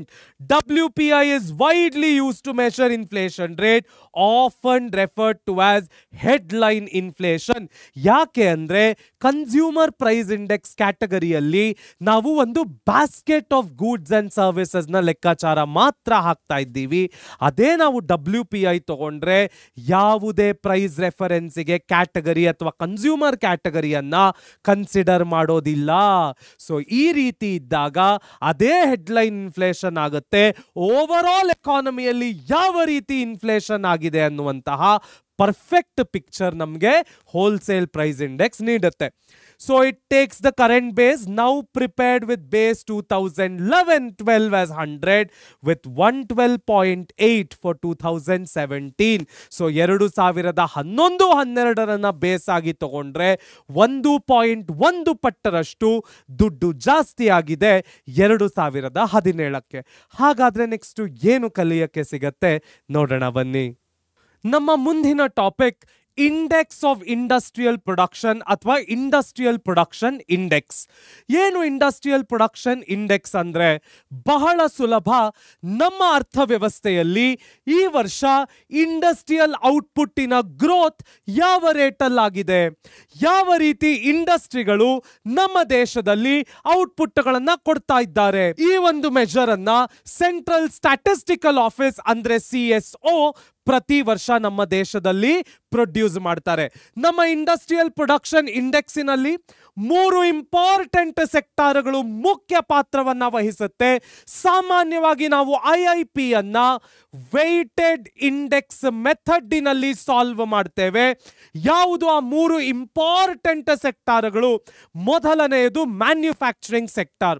ಆಲ್ಮೋಸ್ಟ್ 77% ಅಷ್ಟು ವೆಯ್ಟ್ ಅನ್ನ ನಾವು ಮ್ಯಾನ್ಯುಫ್ಯಾಕ್ಚರಿಂಗ್ ಸೆಕ್ಟಾರಿಗೆ ಕೊಟ್ರೆ, ತದನಂತರ ಬರ್ತಕ್ಕಂಥದ್ದೇ ಮೈನಿಂಗ್ ಸೆಕ್ಟಾರ್. ಆಲ್ಮೋಸ್ಟ್ 14% ಅಷ್ಟು ವೆಯ್ಟ್ ಅನ್ನ ನಾವು ಮೈನಿಂಗ್ ಸೆಕ್ಟಾರಿಗೆ ಕೊಟ್ರೆ, ಲಾಸ್ಟಿಗೆ ಬರ್ತಕ್ಕಂಥದ್ದೇ ಪವರ್ ಸೆಕ್ಟಾರ್ ಅಥವಾ ಎಲೆಕ್ಟ್ರಿಸಿಟಿ ಸೆಕ್ಟಾರ್. ಇದಕ್ಕೆ 7% ಅಷ್ಟು ವೆಯ್ಟ್ ಅನ್ನ ನಾವು ನಮ್ಮ ಕ್ಯಾಲ್ಕ್ಯುಲೇಷನ್ ನಲ್ಲಿ ಕೊಡ್ತೇವೆ. ಸಾಮಾನ್ಯವಾಗಿ ಇವೆಲ್ಲವನ್ನು ನಾವು ಆಡ್ ಮಾಡಿದಾಗ ನಮ್ಮ ಟೋಟಲ್ ವೆಯ್ಟ್ ಎಷ್ಟಿರಬೇಕು? 100 ಇರಬೇಕು. ಹಾಗಾದ್ರೆ unlike price index, the industrial production index measures quantities. ಅದಕ್ಕೆ ನಾನು ಹೇಳಿದ್ದು ಇಂಡಸ್ಟ್ರಿಯಲ್ ಔಟ್ಪುಟ್ ಗ್ರೋತ್. ಔಟ್ಪುಟ್ ಅಂದ್ರೆ ಪ್ರೊಡಕ್ಷನ್ನಿನ quantity. With base year as 2011-12, it uses weighted arithmetic mean of quantity relatives with weight proportional to the value added by manufacturer in the base year. Simple. ಪ್ರತಿಯೊಂದು ಸೆಕ್ಟಾರಿಗೂ ನಾನು ಎಷ್ಟು ವೆಯ್ಟ್ಗಳನ್ನು ಕೊಡ್ತಾ ಇದ್ದೇನೆ, ಆ ವೆಯ್ಟ್ಗಳನ್ನು ಇಟ್ಕೊಂಡು ನಾವು ನಮ್ಮ ಕ್ಯಾಲ್ಕ್ಯುಲೇಷನ್ ಅನ್ನ ಮಾಡ್ತೇವೆ. So the industrial production index is available for industrial sectors and by used base groups like primary goods, capital goods ಮತ್ತು consumer durables. The 8 core industries here are coal, crude oil, natural gas, refinery products, fertilizer, steel, cement, electricity. ಇವೆಲ್ಲವಕ್ಕೂ ಸೇರಿ combined wait 40% ಇದೆ ಅಂದ್ರೆ ಅದು ತಪ್ಪಾಗೋದಿಲ್ಲ, exaggeration ಅಲ್ಲ. ಅಷ್ಟು important ಈ 8 ಸೆಕ್ಟಾರ್ಗಳು ನಮ್ಮ ದೇಶಕ್ಕೆ. ಹಾಗಾದ್ರೆ ನೆಕ್ಸ್ಟ್ ಏನು ಕಲಿಯಕ್ಕೆ ಸಿಗತ್ತೆ ನೋಡೋಣ ಬನ್ನಿ. ನಮ್ಮ ಮುಂದಿನ topic Sensex, the stock market barometer. ಏನು ಸೆನ್ಸೆಕ್ಸ್ ಅಥವಾ ಸೆನ್ಸಿಟಿವ್ ಇಂಡೆಕ್ಸ್ ಅಂದ್ರೆ, ನಾನು ಈ ಮುಂಚೆ ತಾನೇ ನಿಮಗೆ ಹೇಳಿದ ಹಾಗೆ ನಮ್ಮ ದೇಶದ ಟಾಪ್ 30 ಕಂಪನಿಗಳ ಆವರೇಜ್ ಅನ್ನ ತಗೊಂಡು ನಾವೊಂದು ಇಂಡೆಕ್ಸ್ ಅನ್ನ ಲೆಕ್ಕ ಹಾಕಿದ್ರೆ ಅದಕ್ಕೆ ಸೆನ್ಸಿಟಿವ್ ಇಂಡೆಕ್ಸ್ ಅಥವಾ ಸೆನ್ಸೆಕ್ಸ್ ಅಂತ ಕರಿತೇವೆ. ಇದನ್ನ ನಾವು ಬಾಂಬೆ ಸ್ಟಾಕ್ ಎಕ್ಸ್ಚೇಂಜ್, ನಮ್ಮ ದೇಶದ ಮುಂಬೈ ಸಿಟಿಯಲ್ಲಿ ದಲಾಲ್ ಸ್ಟ್ರೀಟ್ ನಲ್ಲಿ ಇರುವಂತಹ ಬಾಂಬೆ ಸ್ಟಾಕ್ ಎಕ್ಸ್ಚೇಂಜ್ ನ ಕ್ಯಾಲ್ಕ್ಯುಲೇಷನ್ಗಳಿಗೆ ಉಪಯೋಗಿಸ್ತೀವಿ.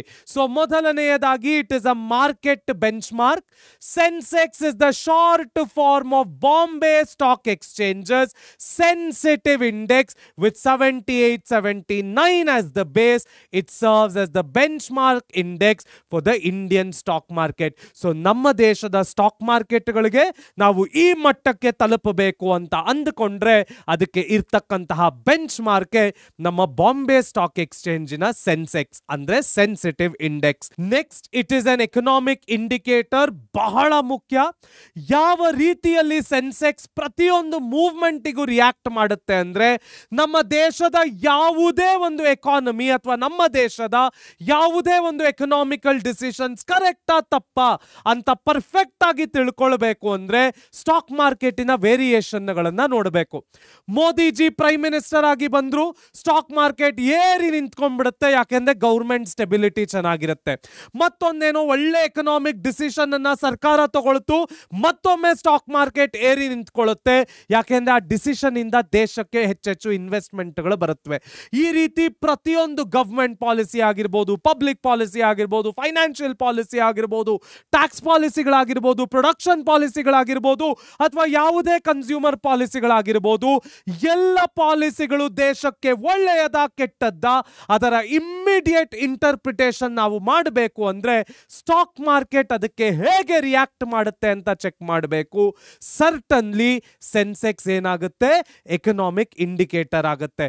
Next, it is a composition of 30 stocks representing 13 sectors in the economy with companies that are leaders in their respective industries. So 13 ಸೆಕ್ಟಾರ್ಗಳ 30 ಕಂಪನಿಗಳು, ಆ ಸೆಕ್ಟಾರ್ನಲ್ಲಿ ಯಾವುದು ಲೀಡಿಂಗ್ ಕಂಪನಿ ಇದೆ ಇದು ಸಾಮಾನ್ಯವಾಗಿ ಚೇಂಜ್ ಆಗ್ತಾ ಇರುತ್ತೆ ಕಾಲ ಕಾಲಕ್ಕೆ. ಆ 30 ಕಂಪನಿಗಳ ಪ್ರೈಸ್ಗಳನ್ನ ಲೆಕ್ಕ ಹಾಕಿ ಒಂದು ಸೆನ್ಸೆಕ್ಸ್ ನಂಬರ್ ಅನ್ನ ಅರೈವ್ ಮಾಡ್ತೀವಿ. ಹಾಗಾದ್ರೆ ನೆಕ್ಸ್ಟ್ ಏನು ಕಲಿಯಕ್ಕೆ ಸಿಗತ್ತೆ ನೋಡೋಣ ಬನ್ನಿ. ನಮ್ಮ ಮುಂದಿನ topic issues in constructing the index numbers. So index ನಂಬರ್ಗಳನ್ನ ಕನ್ಸ್ಟ್ರಕ್ಟ್ ಮಾಡಲಿಕ್ಕೆ ಆಗುವಂತಹ ಡಿಸ್ಅಡ್ವಾಂಟೇಜ್ಗಳು ಯಾವುದು? ಮೊದಲನೆಯದಾಗಿ purpose clarity. We cannot be clear about the purpose of the index. A volume index is inappropriate when a value index is needed. ಯಾವಾಗಲೂ ಅಷ್ಟೇ ನಾವು ಯಾವ ಪರ್ಪಸ್ಗೋಸ್ಕರ ಇಂಡೆಕ್ಸ್ ನಂಬರ್ಗಳನ್ನ ಮಾಡ್ತಾ ಇದ್ದೀವಿ. ಓಕೆ, ನಾವು ಇನ್ಫ್ಲೇಷನ್ಗಳನ್ನ ಲೆಕ್ಕ ಹಾಕ್ತಾ ಇದ್ದೀವಿ, ಕನ್ಸ್ಯೂಮರ್ ಪ್ರೈಸ್ ಇಂಡೆಕ್ಸ್ ತಗೊಂಡ್ವಿ, ಇಂಡಸ್ಟ್ರಿಯಲ್ ಪ್ರೊಡಕ್ಷನ್ ಔಟ್ಪುಟ್ ಅನ್ನ ತಗೊಂಡ್ವಿ, ಎಲ್ಲವೂ ಸರಿ.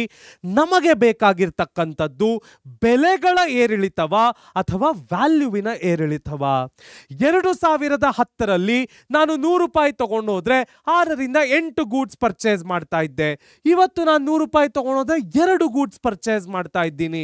ಇಲ್ಲಿ ಬೆಲೆಗಳು ಜಾಸ್ತಿ ಆಗಿದ್ಯಾ ಅಥವಾ ನಮ್ಮ ದುಡ್ಡಿನ ವ್ಯಾಲ್ಯೂ ಕಡಿಮೆ ಆಗಿದ್ಯಾ? ಇಲ್ಲಿ ನನಗೆ ಪ್ರೈಸ್ ಇಂಡೆಕ್ಸ್ ಬೇಕಾ, ವ್ಯಾಲ್ಯೂ ಇಂಡೆಕ್ಸ್ ಬೇಕಾ? ಆ ಒಂದು ಪರ್ಪಸ್ಸಿನ ಕ್ಲಾರಿಟಿ ನಮಗೆ ಇನ್ನಿವತ್ತಿಗೂ ಇಲ್ಲ. ನೆಕ್ಸ್ಟ್, ಬೇಸ್ ಇಯರ್ ಸೆಲೆಕ್ಷನ್ ಬಹಳ ಬಹಳ ಮುಖ್ಯ. ನಾನು ನನ್ನ ಸ್ಟ್ಯಾಟಿಸ್ಟಿಕ್ಸ್ ನಲ್ಲಿ, ಮ್ಯಾಥಮ್ಯಾಟಿಕ್ಸ್ ನಲ್ಲಿ ಯಾವ ರೀತಿ ಬೇಕಾದ್ರೂ ಮ್ಯಾನ್ಯುಪುಲೇಟ್ ಮಾಡಬಹುದು. This is a classic example of that. ನಾನು ಯಾವ ಬೇಸ್ ಇಯರ್ ಅನ್ನ ತೆಗೆದುಕೊಳ್ತೀನಿ ಅನ್ನೋದರ ಮೇಲೆ ನನ್ನ ಬೆಲೆಗಳು ಎಷ್ಟು ಪಟ್ಟು ಜಾಸ್ತಿ ಆಗಿವೆ ಅಂತ ಆರಾಮಾಗಿ ಲೆಕ್ಕ ಹಾಕ್ಬೋದು, ಮ್ಯಾನ್ಯುಪುಲೇಟ್ ಮಾಡ್ಬೋದು. ನಾನು 2001ನೇ ಇಸ್ವಿಯನ್ನ ಇಟ್ಕೊಂಡು ಇವತ್ತಿಗೆ ನಾನು ಲೆಕ್ಕಾಚಾರ ಹಾಕಿದ್ರೆ ಆಬ್ವಿಯಸ್ಲಿ ನನ್ನ ಇನ್ಫ್ಲೇಷನ್ ಬಹಳ ದೊಡ್ಡದಾಗಿ ಕಾಣಿಸುತ್ತೆ. ಅದೇ ನಾನು 2020 ಇಟ್ಕೊಂಡು ಇವತ್ತಿನ ಲೆಕ್ಕಾಚಾರಕ್ಕೆ ನಾನು ಬೆಲೆಗಳನ್ನ ಕಂಡುಹಿಡಿದ್ರೆ ಆಬ್ವಿಯಸ್ಲಿ ನನ್ನ ಇನ್ಫ್ಲೇಷನ್ ಕಡಿಮೆ ಇರುತ್ತೆ, ಯಾಕೆಂದ್ರೆ ನನ್ನ ಬೇಸ್ ಇಯರ್ ಲೆಂತ್ ಕೂಡ ಏನಿದೆ ಕಡಿಮೆ ಇದೆ. This is where anybody can manipulate index numbers. ನಾನು ಯಾವ ಬೇಸ್ ಇಯರ್ ಅನ್ನ ತೆಗೆದುಕೊಳ್ತೇನೆ, ನಾನು ತಗೊಳ್ಬೇಕಾಗಿರ್ತಕ್ಕಂಥದ್ದೇ ಒಂದು ಲೆಂಥಿ ಬೇಸ್ ಇಂಡೆಕ್ಸ್. 2001ರಲ್ಲಿ ಯಾವ ರೀತಿ ಬೆಲೆಗಳಿತ್ತು, 2025ಕ್ಕೆ ಅದನ್ನ ಕಂಪೇರ್ ಮಾಡಿದ್ರೆ ಯಾವ ರೀತಿ ಬೆಲೆಗಳಾಗಿವೆ. 2020-25 ಶಾರ್ಟ್ ಲೆಂತ್, ಓಕೆ 5 ವರ್ಷ. ಈ 5 ವರ್ಷಗಳ ಕಾಲದಲ್ಲಿ ಯಾವ ರೀತಿ ಚೇಂಜಸ್ ಆಗಿದೆ. ಆದ್ರೆ ಸರ್ಕಾರ ಸಾಮಾನ್ಯವಾಗಿ ಲೆಂತಿ ಇಂಡೆಕ್ಸ್ ಆಗಿರ್ಬೋದು, ಶಾರ್ಟ್ ಇಂಡೆಕ್ಸ್ ಆಗಿರ್ಬೋದು, ಎರಡನ್ನೂ ಲೆಕ್ಕ ಹಾಕೋದಿಲ್ಲ. ಯಾವುದಾದ್ರೂ ಒಂದು ಬೇಸ್ ಇಯರ್ ಅನ್ನ ಇಟ್ಕೊಂಡು ಲೆಕ್ಕಗಳನ್ನ ತೋರಿಸ್ತಾರೆ. ಅದನ್ನ ನಂಬಬಹುದಾ ಅನ್ನುವುದು ಒಂದು ಕ್ವೆಶ್ಚನ್ ಮಾರ್ಕ್ ಆಗುತ್ತೆ. ನೆಕ್ಸ್ಟ್ ನೋಡೋದಾದ್ರೆ ಐಟಮ್ ಸೆಲೆಕ್ಷನ್. ಯಾವ ರೀತಿಯಲ್ಲಿ ನಾನು ನನ್ನ ಬ್ಯಾಸ್ಕೆಟ್ ಆಫ್ ಗೂಡ್ಸ್ ಐಟಮ್ಗಳನ್ನ ಸೆಲೆಕ್ಟ್ ಮಾಡಬೇಕು. ಯಾರೋ ಒಬ್ರು ನಾನ್ ವೆಜಿಟೇರಿಯನ್ಸ್ಗೆ ನಾನ್ ವೆಜ್ ಇಂಪಾರ್ಟೆಂಟ್ ಆಗಿರುತ್ತೆ, ಯಾವುದೋ ಒಬ್ಬ ವೆಜಿಟೇರಿಯನ್ ನನ್ನಂತವನಿಗೆ ಬರೀ ವೆಜಿಟೇಬಲ್ಸ್ ಅಥವಾ ತರಕಾರಿಗಳು, ಬೆಳೆಗಳು ಜಾಸ್ತಿ ಆಗಿರುತ್ತವೆ, ಇಂಪಾರ್ಟೆಂಟ್ ಆಗಿರುತ್ತವೆ. ನಾನು ನನ್ನ ಬ್ಯಾಸ್ಕೆಟ್ ಆಫ್ ಗೂಡ್ಸ್ ಗಳನ್ನ ಸೆಲೆಕ್ಟ್ ಮಾಡಬೇಕಾದ್ರೆ ಯಾವ ರೀತಿ ಐಟಮ್ಗಳನ್ನ ಸೆಲೆಕ್ಟ್ ಮಾಡಬೇಕು, ಯಾವೆಲ್ಲ ಐಟಮ್ಗಳನ್ನ ಇಟ್ಕೊಂಡು ಕನ್ಸ್ಯೂಮರ್ ಪ್ರೈಸ್ ಇಂಡೆಕ್ಸ್ ನ ಲೆಕ್ಕಾಚಾರ ಮಾಡಬೇಕು. This is a very big dilemma. Next ನೋಡೋದು ನೋಡೋದಾದ್ರೆ ಡೇಟಾ ರಿಲಯಬಿಲಿಟಿ ಮತ್ತು ಫಾರ್ಮುಲಾ ಚಾಯ್ಸ್. ನಮಗೆ ಕೊಡ್ತಾ ಇರುವಂತಹ ಡೇಟಾ ರಿಲಯಬಲ್ಲ, ನಂಬಬಹುದಾ, ಅದರಲ್ಲಿ ಮ್ಯಾನ್ಯುಪುಲೇಷನ್ ಉಂಟಾ, ಇವೆಲ್ಲವನ್ನು ಕೂಡ ನಾವು ಲೆಕ್ಕ ಹಾಕಿ ನೋಡಿದಾಗ ಸಾಮಾನ್ಯವಾಗಿ ಹಲವಾರು ಡೇಟಾಗಳು ಮ್ಯಾನ್ಯುಪುಲೇಟ್ ಆಗಿರುತ್ತವೆ. ನಂಬುವಂತಹ ಡಿಪೆಂಡಬಲ್ ಆಗುವಂತಹ ಡೇಟಾ ಇರೋದಿಲ್ಲ. That is an other problem of index number. Next ನೋಡೋದಾದ್ರೆ ಫಾರ್ಮುಲಾ ಚಾಯ್ಸ್. ಯಾವ ಫಾರ್ಮುಲಾ ಚಾಯ್ಸ್ಗಳನ್ನ ನಾನು ಮಾಡಬೇಕು? ಲಾಸ್ಪಿಯರ್ ತಗೊಳ್ಬೇಕಾ, ಪ್ಯಾಸ್ಟ್ರಿ ತಗೊಳ್ಬೇಕಾ, ಫಿಶರ್ಸ್ ತಗೊಳ್ಬೇಕಾ, ಬೌಲಿ ತಗೊಳ್ಬೇಕಾ, ಯಾವ ರೀತಿಯಲ್ಲಿ ನಾನು ನನ್ನ ಲೆಕ್ಕಾಚಾರಗಳನ್ನ ಹಾಕಬೇಕು ಇಸ್ ಅ ಬಿಗ್ ಕನ್ಫ್ಯೂಷನ್. ಮತ್ತೊಂದು practical problem for adapting index numbers. ಹಾಗಾದ್ರೆ ನೆಕ್ಸ್ಟ್ ಏನು ಕಲಿಯಕ್ಕೆ ಸಿಗತ್ತೆ ನೋಡೋಣ ಬನ್ನಿ. ನಮ್ಮ ಮುಂದಿನ topic applications of index numbers in economics. ಮೊದಲನೆಯದು consumer price index. It helps in wage negotiation, income policy, price policy, rent control, taxation, general economic policy formulation. It is used to calculate purchasing power of money and real wages. ಯಾವ ರೀತಿ ಹಲವಾರು ಪಾಲಿಸಿಗಳನ್ನ ಸರ್ಕಾರ frame ಮಾಡಬೇಕು. ಯಾಕೆಂದ್ರೆ ಸಾಮಾನ್ಯವಾಗಿ ನಾನು ಹೇಳಿದ ಹಾಗೆ ಫುಡ್ ಇನ್ಫ್ಲೇಷನ್ ಆಗಿರ್ಬೋದು, ಸಂಬಳಗಳ ಇನ್ಫ್ಲೇಷನ್ ಆಗಿರ್ಬೋದು, ಒಂದು ದೇಶದ ಅರ್ಥವ್ಯವಸ್ಥೆಗೆ ಬಹಳ ಇಂಪಾರ್ಟೆಂಟ್ ಆಗುತ್ತೆ. ಈಗ ತಾನೇ ನಾನು ಹಲವಾರು ಎಕ್ಸಾಂಪಲ್ಗಳನ್ನ ನಮ್ಮ ಪೇ ಕಮಿಷನ್ ಇಟ್ಕೊಂಡು ಕೊಟ್ಟೆ. Central pay commission, state pay ಕಮಿಷನ್ಗಳು ಹೇಗೆ ಫಿಟ್ಮೆಂಟ್ ಫ್ಯಾಕ್ಟರ್ಗಳನ್ನ ತಗೊಳ್ಳುತ್ತವೆ, ಇವೆಲ್ಲವೂ ಕೂಡ ಕನ್ಸ್ಯೂಮರ್ ಪ್ರೈಸ್ ಇಂಡೆಕ್ಸಿನ ಆಧಾರದ ಮೇಲೆ. ನೆಕ್ಸ್ಟ್ ನೋಡೋದಾದ್ರೆ wholesale price index. It is use to eliminate the effect of the price changes on aggregates like national income, capital formation, widely used to measure inflation rate, which is the general and continuing increase in prices. ಸಾಮಾನ್ಯವಾಗಿ national income, capital goods ಗಳ ಮೇಲೆ ಯಾವ ರೀತಿ ಒಂದು ಅರ್ಥವ್ಯವಸ್ಥೆಯ ಪರಿಣಾಮ ಆಗ್ತಾ ಇದೆ, ಅದರ ಏರಿಳಿತ ಯಾವ ರೀತಿ ಇದೆ, ಇನ್ಫ್ಲೇಷನ್ಗಳು ಯಾವ ರೀತಿ ಎಫೆಕ್ಟ್ ಮಾಡ್ತಾ ಇವೆ, ಇವೆಲ್ಲವನ್ನು ನಾವು WPI ನ ಮುಖೇನ ಕಲ್ತ್ಕೊಳ್ಬಹುದು. Next production indices, that is nothing but industrial production index. So the index of industrial production provides quantitative figures about the changes in industrial sector production, industrial output. Agricultural production index shows the performance of the agricultural sector. So API agriculture ಗೆ ಉಪಯೋಗಿಸಿದ್ರೆ IIP ಅಥವಾ industrial production index ಅನ್ನ ನಾವು industrial output ಅನ್ನ ಲೆಕ್ಕ ಹಾಕ್ಲಿಕ್ಕೆ ಬಳಸ್ತೇವೆ. Next is of course sensitive index ಅಥವಾ ಸೆನ್ಸೆಕ್ಸ್. ನಮ್ಮ ದೇಶದ ಟಾಪ್ 13 ಸೆಕ್ಟಾರ್ಗಳ ಟಾಪ್ 30 ಕಂಪನಿಗಳ ಇಂಡೆಕ್ಸ್ ಅನ್ನ ತೆಗೆದುಕೊಂಡು ಯಾವ ರೀತಿ ಅದು ಎಕನಾಮಿಕ್ಸ್ ಅಲ್ಲಿ ಅಥವಾ ಎಕನಾಮಿಯಲ್ಲಿ ಎಫೆಕ್ಟ್ ಬೀರ್ತಾ ಇದೆ, ಯಾವ ರೀತಿ ಸ್ಟಾಕ್ ಮಾರ್ಕೆಟ್ ಎಕನಾಮಿಕ್ ಪಾಲಿಸಿಗಳಿಗೆ ರಿಯಾಕ್ಟ್ ಮಾಡ್ತಾ ಇವೆ, ಹಾಗಾದ್ರೆ ಇದಕ್ಕೆ ರಿಯಾಕ್ಷನ್ನಿನ ನ್ಯೂಮರಿಕಲ್ ಡೇಟಾ ಏನು, ಇವೆಲ್ಲವನ್ನು ನಾವು ಸೆನ್ಸೆಕ್ಸ್ ನಲ್ಲಿ ಕಲಿಬಹುದು. ಹಾಗಾದ್ರೆ ನೆಕ್ಸ್ಟ್ ಏನು ಕಲಿಯಕ್ಕೆ ಸಿಗತ್ತೆ ನೋಡೋಣ ಬನ್ನಿ. ನಮ್ಮ ಮುಂದಿನ ಟಾಪಿಕ್ ಕೀ ಟೇಕ್ ಅವೇಸ್ ಆನ್ ಇಂಡೆಕ್ಸ್ ನಂಬರ್ಸ್. ಮೊದಲನೆಯದು statistical tool. So an index number is a statistical tool device for measuring the relative change in the number of items, providing a single measure to summarize complex changes. ಹಲವಾರು basket of ಗೂಡ್ಸ್ಗಳಿವೆ. ಅಗ್ರಿಕಲ್ಚರಲ್ಲಿ ಹಲವಾರು ಔಟ್ಪುಟ್ಗಳು ಬರುತ್ತವೆ, ಇಂಡಸ್ಟ್ರಿಗಳಲ್ಲಿ ಹಲವಾರು ಔಟ್ಪುಟ್ಗಳು ಬರುತ್ತೆ. ಇವೆಲ್ಲದರ ಲೆಕ್ಕಾಚಾರವನ್ನ ಹೇಗೆ ಮಾಡೋದು? ಅದಕ್ಕೆ simple ಆಗಿರುವಂತಹ ಸೊಲ್ಯೂಷನ್ನೇ ಇಂಡೆಕ್ಸ್ ನಂಬರ್ಸ್. ಕಾಂಪ್ಲೆಕ್ಸ್ ಕ್ಯಾಲ್ಕ್ಯುಲೇಷನ್ಗಳನ್ನ ಸಿಂಗಲ್ ನಂಬರಿನಲ್ಲಿ ಆರಾಮಾಗಿ ನಮಗೆ ತಿಳಿಸ್ಕೊಡುತ್ತೆ. It is a very important measure. Next ನೋಡೋದಾದ್ರೆ ಫಾರ್ಮುಲಾ ಸೆಲೆಕ್ಷನ್. ಪ್ಯಾಸ್ಟ್ರೀಸಾ, ಲಾಸ್ಪಿಯರಾ, ಫಿಶರ್ಸಾ, ಬೌಲೀಸಾ, ಯಾವ ಮೆಥಡ್ ಅನ್ನ ಇಟ್ಕೊಂಡು ನಾವು ಇಂಡೆಕ್ಸ್ ನಂಬರ್ಗಳನ್ನ ಲೆಕ್ಕ ಹಾಕಬೇಕು. ನೆಕ್ಸ್ಟ್ ನೋಡೋದಾದ್ರೆ ಪ್ರಾಕ್ಟಿಕಲ್ ಅಪ್ಲಿಕೇಶನ್ಸ್ ಮತ್ತು ಲಿಮಿಟೇಷನ್ಸ್. ಇಂಡಸ್ಟ್ರಿಯಲ್ ಔಟ್ಪುಟ್ ಅನ್ನ ನೋಡೋದಾಗಿರ್ಬೋದು, ಅಗ್ರಿಕಲ್ಚರ್ ಔಟ್ಪುಟ್ ಅನ್ನ ನೋಡೋದಾಗಿರ್ಬೋದು, ಇನ್ಫ್ಲೇಷನ್ನಿನ ಬೆಲೆ ಲೆಕ್ಕ ಹಾಕೋದಾಗಿರ್ಬೋದು, ಕನ್ಸ್ಯೂಮರ್ ಪ್ರೈಸ್ ಇಂಡೆಕ್ಸ್, ಸೆನ್ಸೆಕ್ಸ್ ಅನ್ನ ನೋಡೋದಾಗಿರ್ಬೋದು, ಇವೆಲ್ಲವೂ ಕೂಡ ಪ್ರಾಕ್ಟಿಕಲ್ ಅಪ್ಲಿಕೇಶನ್ಗಳಾದ್ರೆ ಯಾವ ರೀತಿ ಫಾರ್ಮುಲಾ ತಗೊಳ್ಬೇಕು, ಬೇಸ್ ಇಯರ್ಗೆ ಯಾವ ಡೇಟ್ ಅನ್ನ ಲೆಕ್ಕ ಹಾಕಬೇಕು, ನಾವು ತಗೊಳ್ತಾ ಇರುವಂತಹ ಡೇಟಾ ರಿಲಯಬಲ್ ಆಗಿದೆಯಾ, ಆ ಡೇಟಾವನ್ನ ಎಷ್ಟು ನಂಬಿ ನಾವು ಡಿಸಿಷನ್ಗಳನ್ನ ತಗೊಳ್ಬಹುದು, ಇವೆಲ್ಲವೂ ಕೂಡ ಇಂಡೆಕ್ಸ್ ನಂಬರಿನ ಲಿಮಿಟೇಷನ್ಸ್ ಆಗತ್ವೆ. ಹಾಗಾದ್ರೆ ಈ ಪಾಠದಲ್ಲಿ ನಾವು ಯಾವೆಲ್ಲ ಪ್ರಾಬ್ಲಮ್ಗಳನ್ನ ಸಾಲ್ವ್ ಮಾಡಬೇಕಾಗತ್ತೆ ನೋಡೋಣ ಬನ್ನಿ. ನಮ್ಮ ಮೊದಲನೆಯ ಪ್ರಾಬ್ಲಮ್ ನೋಡೋದಾದ್ರೆ find out the weighted average price relative index from the following data. Weight ಅನ್ನ ಕೊಟ್ಟಿದ್ದಾನೆ, ಬೇಸ್ ಇಯರ್ ಮತ್ತು ಕರೆಂಟ್ ಇಯರ್ ಅನ್ನ ಕೊಟ್ಟಿದ್ದಾನೆ. ಯಾವುದೇ ಸ್ಟ್ಯಾಟಿಸ್ಟಿಕಲ್ ಪ್ರಾಬ್ಲಮ್ಗಳನ್ನ ಸಾಲ್ವ್ ಮಾಡಬೇಕಾದ್ರೆ ಮೊದಲಿಗೆ ನಾವು ನಮ್ಮ ಫಾರ್ಮುಲಾಗಳನ್ನ ಬರ್ಕೊಳ್ಬೇಕಾಗತ್ತೆ. ಇದರ ಫಾರ್ಮುಲಾ ಏನು? Summation W P divided by summation W. ಇಲ್ಲಿ ನಾವು ಪಿ ಅನ್ನ ಹೇಗೆ ಕಂಡುಹಿಡಿಬೇಕು? Very simple. ಪಿ ಅಂದ್ರೆ P1 divided by P0 into 100. ಹಾಗಾದ್ರೆ ಸಮೇಷನ್ ಡಬ್ಲ್ಯೂ ಏನಾಗಿರುತ್ತೆ? ಸಮೇಷನ್ ಡಬ್ಲ್ಯೂ ಯಾವಾಗ್ಲೂ ಕೂಡ 100 ತಗೊಳ್ಬೇಕು. ನಾವು ಪರ್ಸೆಂಟೇಜ್ ಅಲ್ಲಿ ತಗೊಳ್ಳಲ್ಲ, ನಾರ್ಮಲ್ ನಂಬರ್ಸ್ ಅಲ್ಲಿ ತಗೊಳ್ತೀವಿ ಅಂದ್ರೆ ಅದು ಸಾಮಾನ್ಯವಾಗಿ 1 ಆಗಿರಬೇಕು. ಸೊ ಈಗ ಫಾರ್ಮುಲಾ ವೆರಿ ಕ್ಲಿಯರ್ಲಿ ನಮಗೆ ಗೊತ್ತಾಯ್ತು. ಡೇಟಾವನ್ನ ಇಲ್ಲಿ ಅವನು ನಮಗೆ ಕೊಟ್ಟಿದ್ದಾನೆ. ಸಬ್ಸ್ಟಿಟ್ಯೂಟ್ ಮಾಡಿ ಆನ್ಸರ್ ಅನ್ನ ಕಂಡುಹಿಡಿಯೋಣ. ಮೊದಲಿಗೆ ನಮ್ಮ ಐಟಮ್ಗಳನ್ನ ಬರ್ಕೊಳ್ಳೋಣ. So items A, B, C ಮತ್ತು ಡಿ ಇದೆ. ವೆಯ್ಟ್ ನೋಡೋದಾದ್ರೆ 40 ಪ್ಲಸ್ 30 70 ಪ್ಲಸ್ 20 90 ಪ್ಲಸ್ 10 ನಾನು ಹೇಳಿದ ಹಾಗೆ 100 ಇದೆ.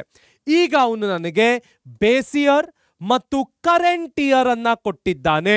ಸಿಂಪಲ್. ಬೇಸ್ ಇಯರ್ ಅನ್ನ ನಾನು P0 ಅಂತ ಕರಿತೇನೆ, ಕರೆಂಟ್ ಇಯರ್ ಅನ್ನ ನಾನು P1 ಅಂತ ಕರಿತೇನೆ. ಸೊ ಇಲ್ಲಿ ನಾನು ಡೈರೆಕ್ಟ್ ಆಗಿ P ಅನ್ನ ಕಂಡುಹಿಡಿತೀನಿ. P1 divided by P0 into 100. So ಮೊದಲಿಗೆ ನೋಡೋದಾದ್ರೆ P1 4 ಇದೆ, ಡಿವೈಡೆಡ್ ಬೈ P0 2 ಇಂಟು 100 ಮಾಡಿದ್ರೆ 200 ಆಯ್ತು. ನೆಕ್ಸ್ಟ್ ನೋಡೋದಾದ್ರೆ 6 ಡಿವೈಡೆಡ್ ಬೈ 5 ಇಂಟು 100 ಮಾಡೋದಾದ್ರೆ 120 ಆಯ್ತು. ನೆಕ್ಸ್ಟ್ 5 ಡಿವೈಡೆಡ್ ಬೈ 4 ಇಂಟು 100 125 ಆಯ್ತು. ನೆಕ್ಸ್ಟ್ 3 ಡಿವೈಡೆಡ್ ಬೈ 2 ಇಂಟು 100 150 ಆಯ್ತು. ಸೊ ಈಗ ನಾವು ನಮ್ಮ ಫಾರ್ಮುಲಾದ ಪ್ರಕಾರ ಡಬ್ಲ್ಯೂ ಇಂಟು ಪಿ ಅಂದ್ರೆ ಡಬ್ಲ್ಯೂ ಪಿ ಅನ್ನ ಮಾಡ್ಕೊಳ್ಳೋಣ. ಸೊ 200 ಇಂಟು 40 ಬರುತ್ತೆ. 200 ಇಂಟು 40 8000 ಆಯ್ತು. ನೆಕ್ಸ್ಟ್ ನೋಡೋದಾದ್ರೆ 30 ಇಂಟು 120 ಇಸ್ 3600.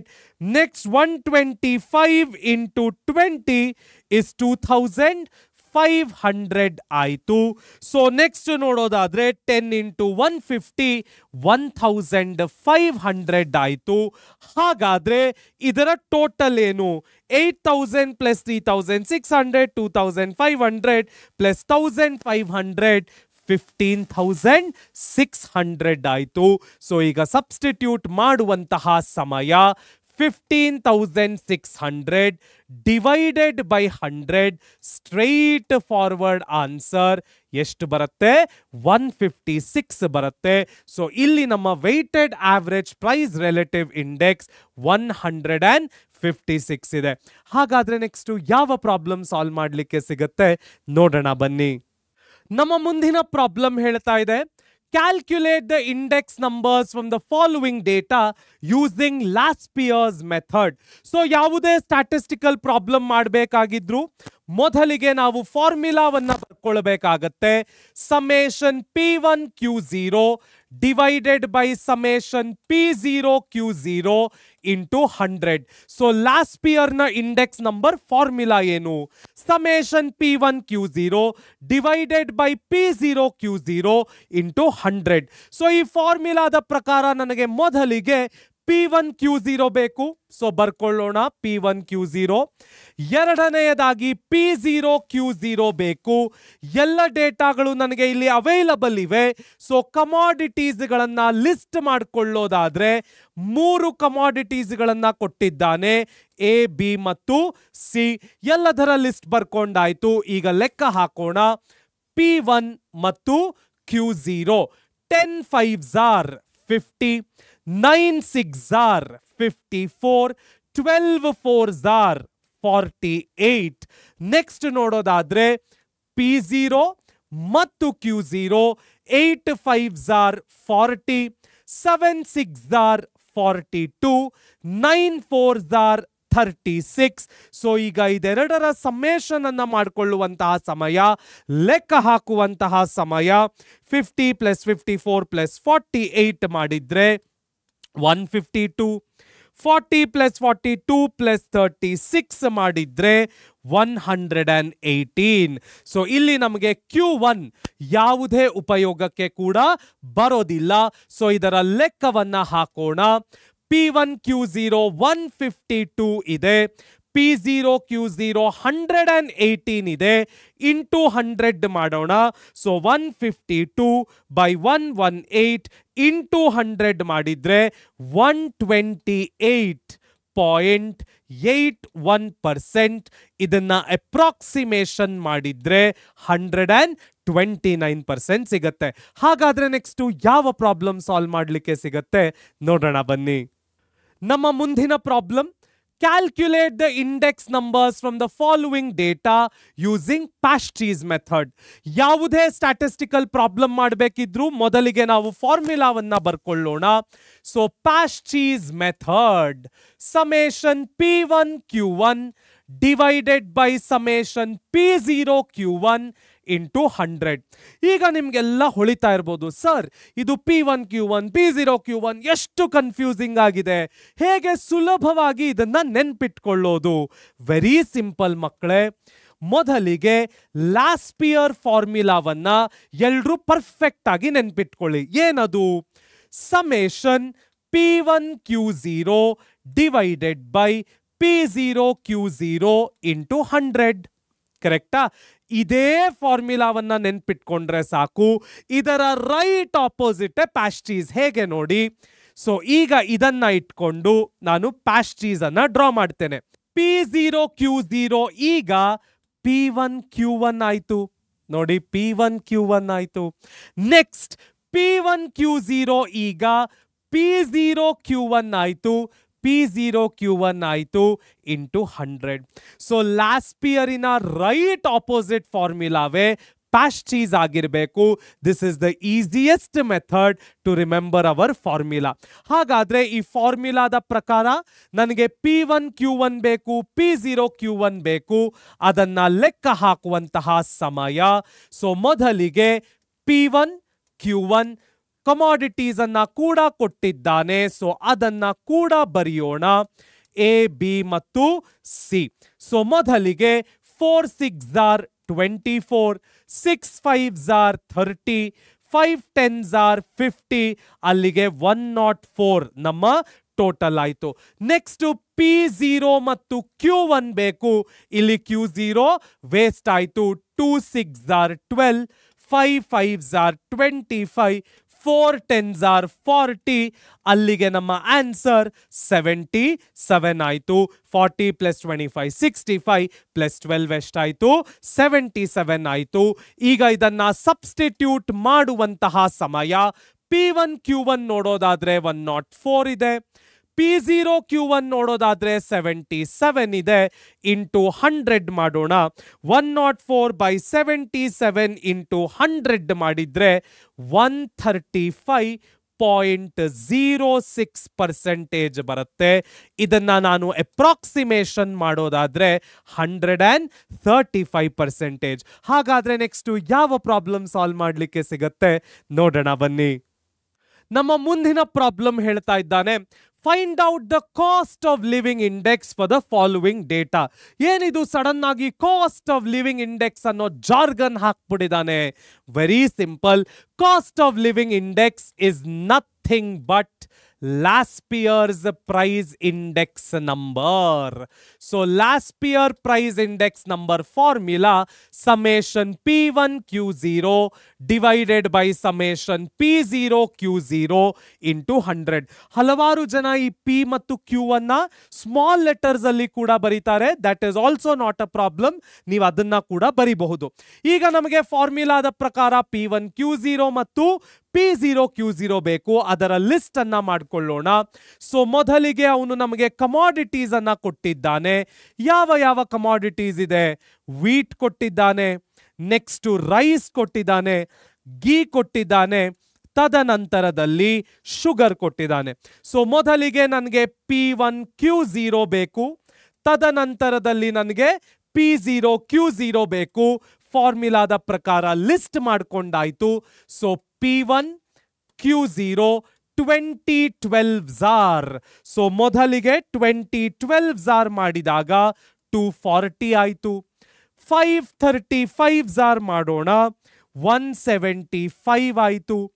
230 ಆರ್ 60 ಆಯ್ತು. 440 ಆರ್ 160 ಆಯ್ತು.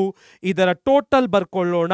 240 175 ಪ್ಲಸ್ 60 160 ಮಾಡಿದಾಗ 635 ಆಯ್ತು. ನೆಕ್ಸ್ಟ್ P0 Q0 ಅನ್ನ ನೋಡೋಣ. P0 Q0 2010 are 200, 530 are 150, 22 are 40, 25 4s are 100. ಸೊ ಇದರ ಟೋಟಲ್ ಮಾಡೋದಾದ್ರೆ 100 ಪ್ಲಸ್ 40 ಪ್ಲಸ್ 150 ಪ್ಲಸ್ 200 490 ಆಯ್ತು. ಈಗ ಸಬ್ಸ್ಟಿಟ್ಯೂಟ್ ಮಾಡಿಕೊಳ್ಳುವಂತಹ ಸಮಯ 635 ಡಿವೈಡೆಡ್ ಬೈ 490 ಇಂಟು 100 ಮಾಡೋಣ. ಸೊ 635 ಡಿವೈಡೆಡ್ ಬೈ 490 ಇಂಟು 100 ಮಾಡಿದ್ರೆ 129.59%. ಇದನ್ನ ನಾವು ಅಪ್ರಾಕ್ಸಿಮೇಷನ್ ಮಾಡಿ 130%ಗೆ ಹಾಕ್ಬೋದು. ಹಾಗಾದ್ರೆ ನೆಕ್ಸ್ಟ್ ಯಾವ ಪ್ರಾಬ್ಲಮ್ ಸಾಲ್ವ್ ಮಾಡಲಿಕ್ಕೆ ಸಿಗತ್ತೆ ನೋಡೋಣ ಬನ್ನಿ. ನಮ್ಮ ಮುಂದಿನ ಪ್ರಾಬ್ಲಮ್ ಹೇಳ್ತಾ ಇದೆ, calculate the price index under Laspeyres method under Paasche's method. ಬಹಳ ಸುಲಭ. ಮೊದಲಿಗೆ ಫಾರ್ಮುಲಾ ಬರ್ಕೊಳ್ಳೋಣ. Laspeyres summation P1 Q0 divided by P0 Q0 summation into 100. ಅದೇ ರೀತಿಯಲ್ಲಿ ಇದರ ರೈಟ್ ಆಪೋಸಿಟ್ ನಮ್ಮ ಪ್ಯಾಸ್ಟ್ರೀಸ್. ಏನದು? P0 Q0 ಈಗ P1 Q1 ಆಯ್ತು. P1 Q0 ಈಗ P0 Q1 ಆಯ್ತು ಇಂಟು 100. ಸೊ ಈ ಫಾರ್ಮುಲಾಗಳ ಪ್ರಕಾರ ನನಗೆ 4 ಇಂಪಾರ್ಟೆಂಟ್ ಐಟಮ್ಗಳು ಬೇಕು. ಏನದು? ಮೊದಲನೆಯದು P1 Q0, ತದನಂತರ P0 Q0, ಮೂರನೆಯದಾಗಿ P1 Q1, ನಾಲ್ಕನೆಯದು P0 Q1. Very simple. 1990 base year ಆಗತ್ತೆ, 1995 ಕರೆಂಟ್ ಇಯರ್ ಆಗತ್ತೆ. So 2010 2015, 2010 base year, 2015 current year. 2024 2025, 2025 current year, 2024 base year. So ಯಾವ ವರ್ಷ ಮೊದಲು ಬರುತ್ತೆ ಕ್ಯಾಲೆಂಡರ್ ನಲ್ಲಿ ಅದು ಬೇಸ್ ಇಯರ್ ಆಗತ್ತೆ. ತದನಂತರ ಬರ್ತಕ್ಕಂತಹ ವರ್ಷಗಳನ್ನ ನಾವು ಕರೆಂಟ್ ಇಯರ್ ಅಂತ ಕರಿತೇವೆ. ಸೊ ಇಲ್ಲಿ 1990 ಬೇಸ್ ಇಯರ್ ಆದ್ರೆ 1995 ಕರೆಂಟ್ ಇಯರ್ ಆಯ್ತು. ಅಲ್ಲಿಗೆ ಇದು P0, ಇದು Q0. ಇದು P1 ಆದ್ರೆ ಇದು Q1 ಅನ್ನಿಸ್ಕೊಳ್ಳುತ್ತೆ. ಸೊ ಮೊದಲಿಗೆ ನನಗೆ ಬೇಕಾಗಿರ್ತಕ್ಕಂಥದ್ದು P1 Q0. ಸೊ Q0 ಇದೆ, P1 ಇದೆ. ಮಾಡೋಣ. ಮೊದಲಿಗೆ 1530s R 450, 1020s R 200, 2025s R ಎಷ್ಟು ಬರುತ್ತೆ? 500 ಬರುತ್ತೆ. 12 5s ಆರ್ ಆಬ್ವಿಯಸ್ಲಿ 60 ಬರುತ್ತೆ. ಸೊ ಇದರ ಲೆಕ್ಕವನ್ನ ಹಾಕೊಳ್ಳೋದಾದ್ರೆ ಪ್ಲಸ್ 450 1000 210 ಆಯ್ತು. ಸೊ 500 260 ಪ್ಲಸ್ 450 ಮಾಡಿದಾಗ 1210 ಸಿಕ್ತು.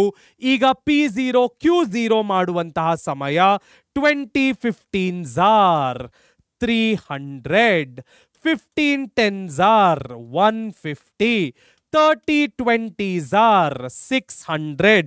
ಇದನ್ನ ಒಮ್ಮೆ ಚೆಕ್ ಮಾಡಿಕೊಳ್ಳೋಣ. 10 5s ಆರ್ 50. ಸೊ 650 ಪ್ಲಸ್ 150 ಮಾಡಿದಾಗ 800 ಪ್ಲಸ್ 300 ಮಾಡಿದಾಗ 1100. ಲೆಕ್ಕ ಹಾಕೋಣ. 300 plus 150 plus 600 plus 50 is 1100. Next ನನಗೆ P1 Q1 ಬೇಕು. 3020s are 600, 2015s are 300, 2510s are 250, 12 8s are 96. So ಈಗ ಇದರ ಟೋಟಲ್ ಅನ್ನ ಮಾಡೋಣ. 600 ಪ್ಲಸ್ 300 ಪ್ಲಸ್ 250 ಪ್ಲಸ್ 96 ಮಾಡಿದ್ರೆ 1246. ಲಾಸ್ಟ್ ನನಗೆ ಬೇಕಾಗಿರೋದು P0 ಮತ್ತು Q1. So 20 into 20 400. 15 into 15 ಎಷ್ಟು ಬರುತ್ತೆ ನೋಡೋಣ, 225. ತದನಂತರ 30 into 10 300. 10 into 8 80 ಆಯಿತು. ಇದರ ಟೋಟಲ್ ನೋಡೋಣ, 400 plus 225 plus 300 plus 80 ಮಾಡೋದಾದ್ರೆ 1005 ಸಿಗುತ್ತೆ. ಸೊ ಎಲ್ಲವನ್ನು ಕಂಡುಹಿಡಿದಾಯ್ತು. ಈಗ ಸಬ್ಸ್ಟಿಟ್ಯೂಟ್ ಮಾಡಿಕೊಂಡು ಪರ್ಸೆಂಟೇಜ್ ಅನ್ನ ಕಂಡುಹಿಡಿಯೋಣ. ಸೊ ಲ್ಯಾಸ್ಪಿಯರ್ ಆದ್ರೆ 1210 ಡಿವೈಡೆಡ್ ಬೈ 1100 ಇಂಟು 100 ಮಾಡೋಣ. ಸೊ 1210 ಡಿವೈಡೆಡ್ ಬೈ 1100 ಇಂಟು 100 ಮಾಡೋದಾದ್ರೆ ಪರ್ಫೆಕ್ಟ್ 110% ಸಿಗತ್ತೆ. ಪ್ಯಾಸ್ಟ್ರೀಸ್ ನೋಡೋದಾದ್ರೆ 1246 ಡಿವೈಡೆಡ್ ಬೈ 1005 ಇಂಟು 100 ಮಾಡೋದಾದ್ರೆ, ಸೊ ಪ್ಯಾಸ್ಟ್ರೀಸಿಗೆ ನೋಡೋಣ, 1246 ಡಿವೈಡೆಡ್ ಬೈ 1005 ಇಂಟು 100 ಮಾಡೋದಾದ್ರೆ 123.98% ಸಿಗತ್ತೆ. ಇದನ್ನ ಅಪ್ರಾಕ್ಸಿಮೇಟ್ ಮಾಡಿ ನಾವು 124% ಅಂತ ಬರೀಬಹುದು. 10 ಹಲವಾರು ಟಾಪಿಕ್ಗಳನ್ನ ಕಲಿತ್ವಿ, 10 ಹಲವಾರು ಹೊಸ ಪ್ರಾಬ್ಲಮ್ಗಳನ್ನ ಸಾಲ್ವ್ ಮಾಡೋದು ತಿಳ್ಕೊಂಡ್ವಿ. ಏನಾದ್ರೂ ಡೌಟ್ಸ್ ಇದ್ರೆ ಕಾಮೆಂಟ್ ಸೆಕ್ಷನ್ ಅಲ್ಲಿ ಹಾಕೋದನ್ನ ಮರಿಬೇಡಿ. ಲೈಕ್, ಶೇರ್ ಅಂಡ್ ಸಬ್ಸ್ಕ್ರೈಬ್ ಮಾಡಿ. ಎಲ್ಲರೂ ಒಟ್ಟಿಗೆ ಕಲಿಯೋಣ, ನಲಿಯೋಣ, ಬೆಳೆಯೋಣ, ನವ ಕರ್ನಾಟಕದ ನಿರ್ಮಾಣ ಮಾಡೋಣ. ನಿಮ್ಮ ಸಾಧನೆ ನಮ್ಮ ಗೆಲುವು. ಧನ್ಯವಾದಗಳು.